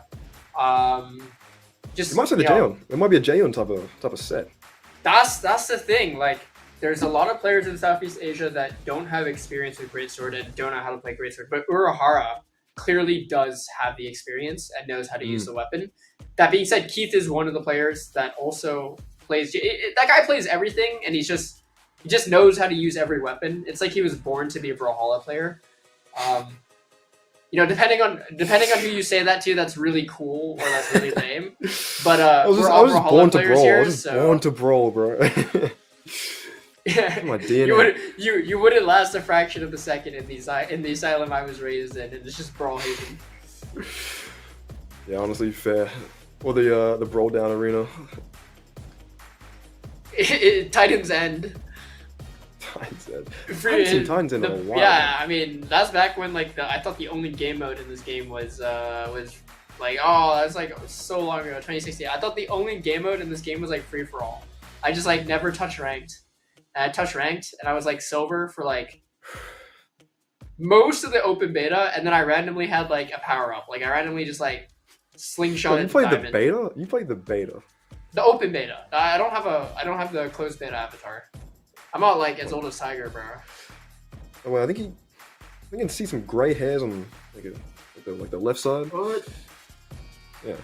I want to say Titan's End. I gotta say, overrated. Overrated free for all map. Overrated free for all map. Okay. Overrated. Okay. What is your favorite free for all map? Because for me, it's Titan's End. Because the design is sick. Okay, depends on are we saying 8 players with a max lobby? Okay, let's do standard matchmaking. Four players max. 4 players. Only 4 players. Yeah. Honestly, not either way. It doesn't even matter. King's pass. King's pass. It's honestly unmatched. As soon as you get in the pit, bro, it's just man. The pit's unmatched. It's unmatched, bro.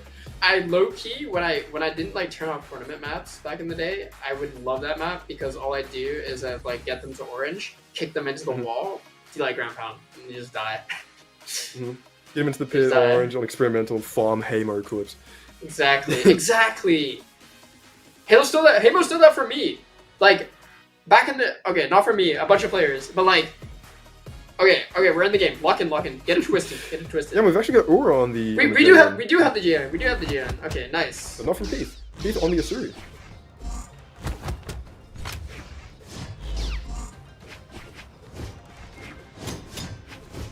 Ooh, going for a different read on Greatsword than the typical.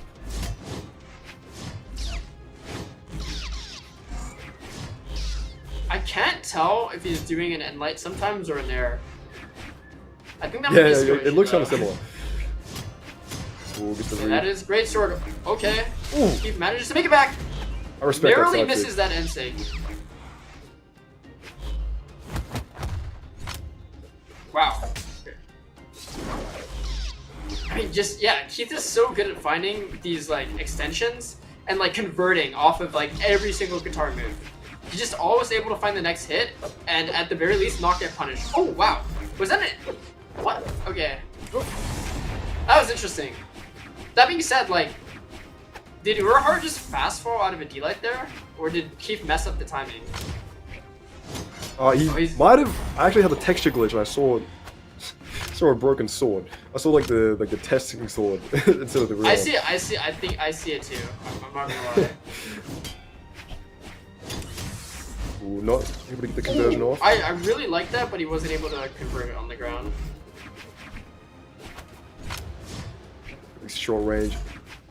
Weapon throws coming out. A lot of patience coming out from these two. Very big scrabbles. Yeah, Keith is just not afraid to, you know, go in against this greatsword player. Okay, One that more. was a little bit Oh, ambitious. that wasn't it.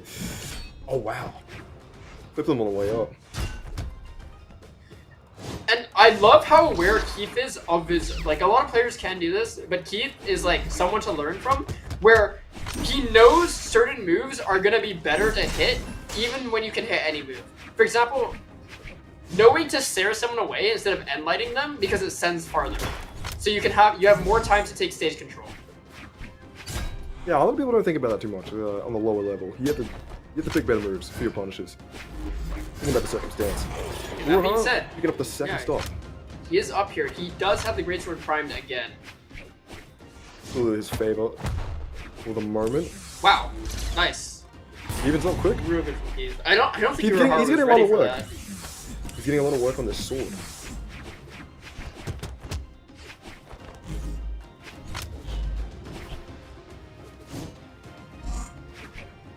Yeah, this guitars into greatsword matchup is really interesting to watch because it's like you're dealing with a weapon who functionally has the same string and damage potential as guitars, but you know, in 3 moves compared to like 5. But you also are dealing with like such a long range weapon that can cover, you know, kind of the dead zones that other long range weapons can. Whereas with guitars, you only can cover really the short range. But insanely quick. Insanely quick. But you know, like, how confident would you say you are going for dash sidelights into greatsword on Very. guitars? Very? Okay. We might just Not have a like go me. here. You don't like me? Oh. Not a scared kind. Unarmed getting These his unarmed work in. airs are doing its work against guitars. Oh! Oh, just barely whips the side sig. Doesn't eat too much for it though. Oh, he eats that! We're taking the game That one, was so though. close. It just felt like Keith got a little bit too desperate there. We saw him get punished 3 times in a row, and you know, he lost the stock for that. Are we gonna see Urahara go up 2 and then lose 1 and then win the next one 3 times in a row? We could. Keith, he's got to defend his region. He's got to pull up. That being said, it was a very close match. Very close in terms of damage. And stock. Check him PC. Check him PC. Yeah. Back to Demon Island, of course. Very favorable map for Greatsword, in my opinion. I would say Greatsword has the advantage here, no? Like, I just feel like it's better on Demon Island than... Like, I would say Guitars is pretty good on a flat map as well, because of the half-pipe potential. And the overall, like, you know, they don't have platforms to recover to, you can juggle them pretty easily, especially on Sword. But the other thing is, like, Greatsword, I feel just... This is the Greatsword map. This is Greatsword Hollow. I'm too knowledgeable in the greatsword map favorites, to be honest, especially in this matchup. Well, usually you want flat maps because you know, your weapon has all of its starters and most of its damage builders on the ground. That being said, greatsword aerials are kind of insane. Yeah, you do also get that short wall, making dare very, very scary option when you are Nice. defending it. Oh, he picked it Very up good through the KO. weapon. Yeah, very good KO. Wait, there's a weapon swap sound? There is. Yeah. Just the level of detail you can expect from the BMG dev team. I really like this. I really like this crossover. I mean, I'm biased. Star Wars is my favorite stuff, but like, okay. Urahara has managed to even up, and he is going to go back to the Greatsword, keeping the other Greatsword Prime, which is just, you know, classic Greatsword player kind of. That's kind of what you want. I don't think I've ever met someone who plays Jaeyun and like doesn't just immediately throw away the sword. Despite having some of the best sword sigs in the game, that weapon is not the weapon you ever want to be playing on Jaeyun, pretty much. It's just so consistent. I think he still gets D-Line NC on jumpable. It's still 1 or 2 for him. With momentum, I think you have to dash into it. Ooh. NC not connecting. I mean, like, okay! Keith just doesn't care, man. Keith just doesn't care. He's just gonna go off stage, he's gonna hit you right in the face, you're gonna lose your stock. Certain other players need to take note of that one. I'm gonna name names. I wanna begin. Good on the weapon solve.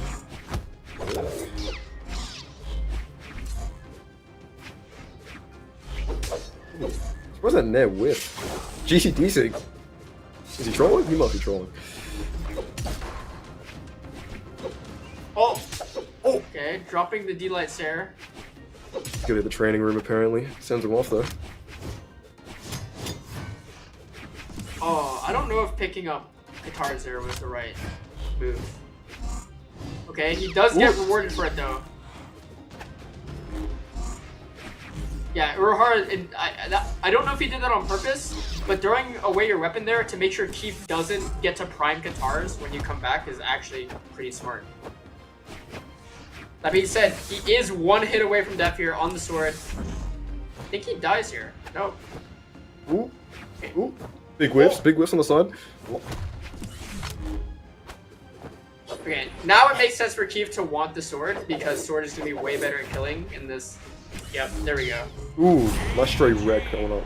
Evening it out, 1-1. 577 to 387. That's a huge disparity. That's pretty big. Qatar's masterclass. Oh, Yumiko. You know, Yumiko? I'm seeing Yumiko. like I'm seeing a lot of gimmick characters coming out from Urahara, and I don't know how to feel about that. You've got Yumiko, you got like Great Sword in himself. To me, I feel it's kind of a gimmick. Like that's my own personal bias. Then we saw Cassidy, we saw Sidra, and the way that is not necessarily the characters that he's choosing, but the ways that he plays them, which is like fair, but they also fall into that gimmicky archetype in a way. Keith is the same guy that loves picking the new characters and not checking everyone he versus though, so you know, it's all's fair. All's fair. We've seen it time and time again. Alright.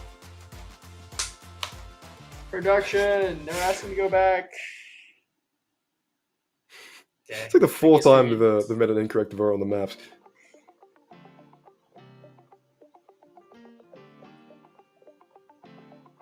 Okay. Here we are getting Banning a map Demon. reban. Banning Demon. Interesting. I guess platform maps are kind of the maps you want to play if you have Yumiko. There's so much hammer tech that you're definitely capable of more. But we are going to Miami, which is 3, 2, 1. I think that's better for Keith with the sword. But I honestly don't know because with the bow, these platforms are pretty good as well to be able to catch like them as they're trying to land unexpectedly. Yeah, see what Ura's juggling game has to say about this. What are your DC coming out? The wake up now coming out. I think he has very clearly chosen bow as a like stacked coverage threat, but the hammer, you know, I mean I know he can play hammer, But I wonder if it's a ledge trap option because a lot of the yeah, you're kind of seeing it here where Keith will like always want to go in, and I think Urahara just wants to create some space for himself here. Oh, very high set coming up from Keith.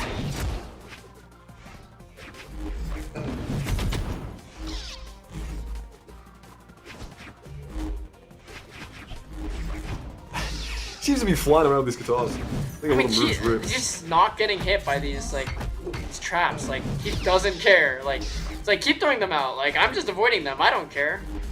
And avoiding them with hitboxes out too, with moves like Sair, with that momentum and recovery. Very hard to punish on the fly. I think that is the first D-Light Sair I've seen him hit. Which is kind of worrying on a weapon that's based around it, low key. Yeah, that is gonna KO. And Keith is gonna be able to take the lead, but you know, not a lot here that's gonna take to knock him out, especially in the Asuri. Yeah, but when you win with the force, you have the force on your side. Very difficult. I'm kind of learning as I go here, but I'm wondering if because normally the better option, technically for more damage, is to go for an end light after the side light on guitars. But I'm wondering here specifically, Keith goes for the D light because there are platforms. Because that kind of makes sense. That seems like it's like better. I see. Because like side light end light is true, but like side light D light is also true. Oh, good edge guard. Oh, he good does. edge trap. Good Looks edge like the hammer trap. D-Sig, we were trying to use it to force him onto the top plat. And Yeah. then covers just about all of it. Looks like what he's... Ooh, fishing for the N-Sig on the side. Classic hammer. But he also knew not to go into the range where he could get D-Light ground pounded, which is pretty respectable micro. Nice, just gonna juggle here with the sword. He's getting a bit bolder with these. Ooh. Nice! Oh, what a ground pound. What a punch coming out from That Keith. was, I mean, Hammer should be pretty good at getting the push-off column there, so I don't know what to say there, because the Hammer ground pound hitbox is kind of weird. That's just a skill issue. Gotta be able to get the push-off column there. I was gonna say, ooh, does he get the edge guard? No, he doesn't. We really need to put these D6 more closer to the middle of the map. He's putting them on the corners, and he's not really getting much from it. Keith's just waiting them out. Just a waste of time on the clock, if anything. See, if I was Keith right now, I would be like, oh, this guy's so annoying. Like, this is like, I just be like getting more and more annoyed. But it almost seems like the psychopath that he is, Keith is enjoying this. It feels like watching him play, it feels like he's playing like a rhythm, like Geometry Dash or something, or like a platformer. I mean, Brawlhalla is a platform fighter, but it feels like he's truly playing a platformer and he's enjoying every second of it. Like, kind of like Celeste. Like, that's what I'm seeing here. The Celeste of fighting games is often what Brawlhalla is called. This is the Nagin. Keith, I don't know, yeah, his mental... If He Ura's trying to break really his mental, looks it's not like he's happening. enjoying this. Like normally, like a player like this, you encounter this guy, your mental's kind of shattered in the bracket. But like Keith must be a psychopath because he is enjoying this. Ooh, And excellent punch from Keith. that's gonna bring him up to the second. That's his second. The second's gonna be 2-0 here. Isn't it 2-1? Or am I insane? 2-0. I don't think Urahara. Yeah, Urahara hasn't taken. No wait, has he? No, he hasn't. 2-1. 2-1 from the Yes. Lord above. I don't know. I'm seeing so much destruction from Keith. Like it's just so much. Yeah, confidence. it's been a while. It's been a while since game 1. What legend pick we're gonna see from Ura here? I'm gonna think. He's definitely not. He's not playing Yumiko again. Sandy, my bad. Yeah, What a silly question actually. I should have known. I believe no, he was playing Jaehyun to start. Yes, that's why it was 2-1. I do remember he was able to get an NC KO on the Jaehyun. But yeah, this is kind of what I wanted to see. I wanted to see how Keith deals with the Cassidy because we saw Himwy deal with it with guitars, and it looked fairly one-sided until the character swap to 7. So, no, was it Tiger? Crap. My short-term memory is so bad. Anyways, I'm interested to see how like a more developed guitar player, someone who like actually plays guitars, deals with this Cassidy matchup here. Yeah, Keith's looking Because- great right now. Keith is looking great, but if you notice the way he's been playing, it's like super aerial, where he's threatening his landing. And like threatening your landing with guitars is really safe because you have an air, because you can instantly end lane, and because you can get like the half pipe as well. Wow, okay. Oh, that was a clean 3-piece. Oh, keep going. We're gonna pick up a weapon. Oh, okay. Oh, there we go. First Ensig. The first move Urahara hits is an Ensig. Ooh, makes him waste the weapon. Pretty silly throw, but he gets a sword here.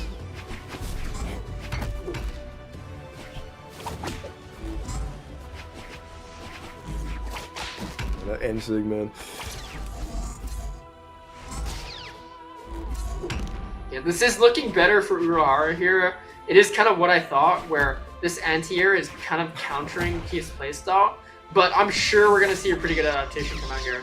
And as I say that, you know, he's out of there. I don't think he was able to cycle the guns. Yeah, we're seeing Ura whenever he has like, the ledge going set up. Oh, hold on. That's a KO here. Hold that. That's a really good edge guard here. It happens, Never mind. which it doesn't. But Ura will Side-sig, use yep. all of the space given to him on the stage. Whenever someone's on the wall. Oh, Oh, I Yeah, thought he was gonna go for another. I thought he was going for another Sarah. And Sig. I thought Oh, I thought a nair at least. Oh man, he had the patience wasn't fine, but he just did okay. nothing. And with the hammer cycled as well. So this is good. Cheese just has patience, man. Like normally, like a lot of players would just be like, "Well, I'm invulnerable, so I'm just gonna break neutral when I feel like it." Okay. Ooh, good dare. Wow. And just like that, ladies and gentlemen, we are on tournament stock for Urahara. Keith, the defender of the What of I the region thought right would now. be a better game. Ooh. Holy cow! Watching this man play guitars is a treat. He makes it look like Hammer. Oh. He manages to make Oh. it back. I thought he was gonna dare him. I thought he was gonna suicide dare him. Okay, respectable side sig. A lot of wall play going on here. And now we're just on the Keith show. This is just the Keith show. Yeah, Like Keith has turned on the mash button a little bit.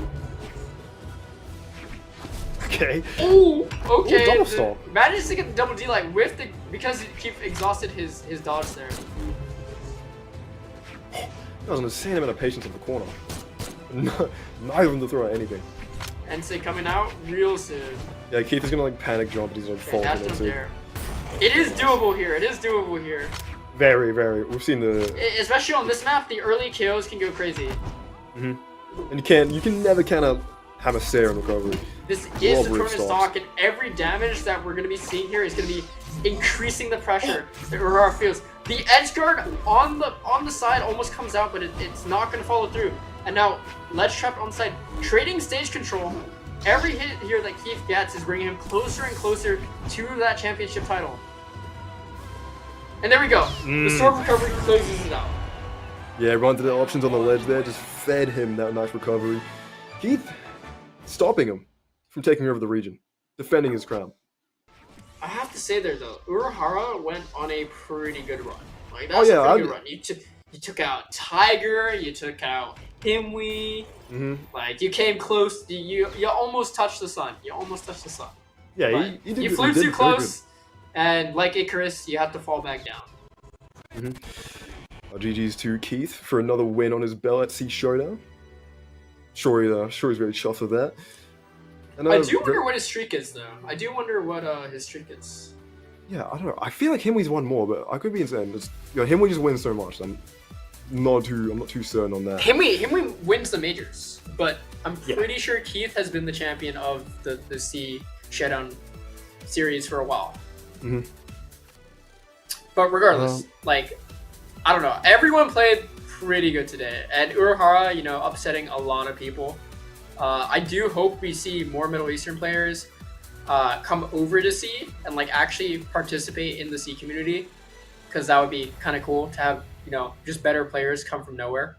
That's actually kind of sick, because it does make us better. But that being said, anything else you want to add? Not a shout out, shout out to Himwy third as well. Still a good result. Not a win for Himwy, or a grand even, which is kind of typical, but still a good result. Tiger, old dogs, put out a nice result too. Some offsets with his win over Sire. Very good. And shout out Verda as well. The other Middle Eastern player that got into losers quarters. Very good, very good. The top eight's looking very nice.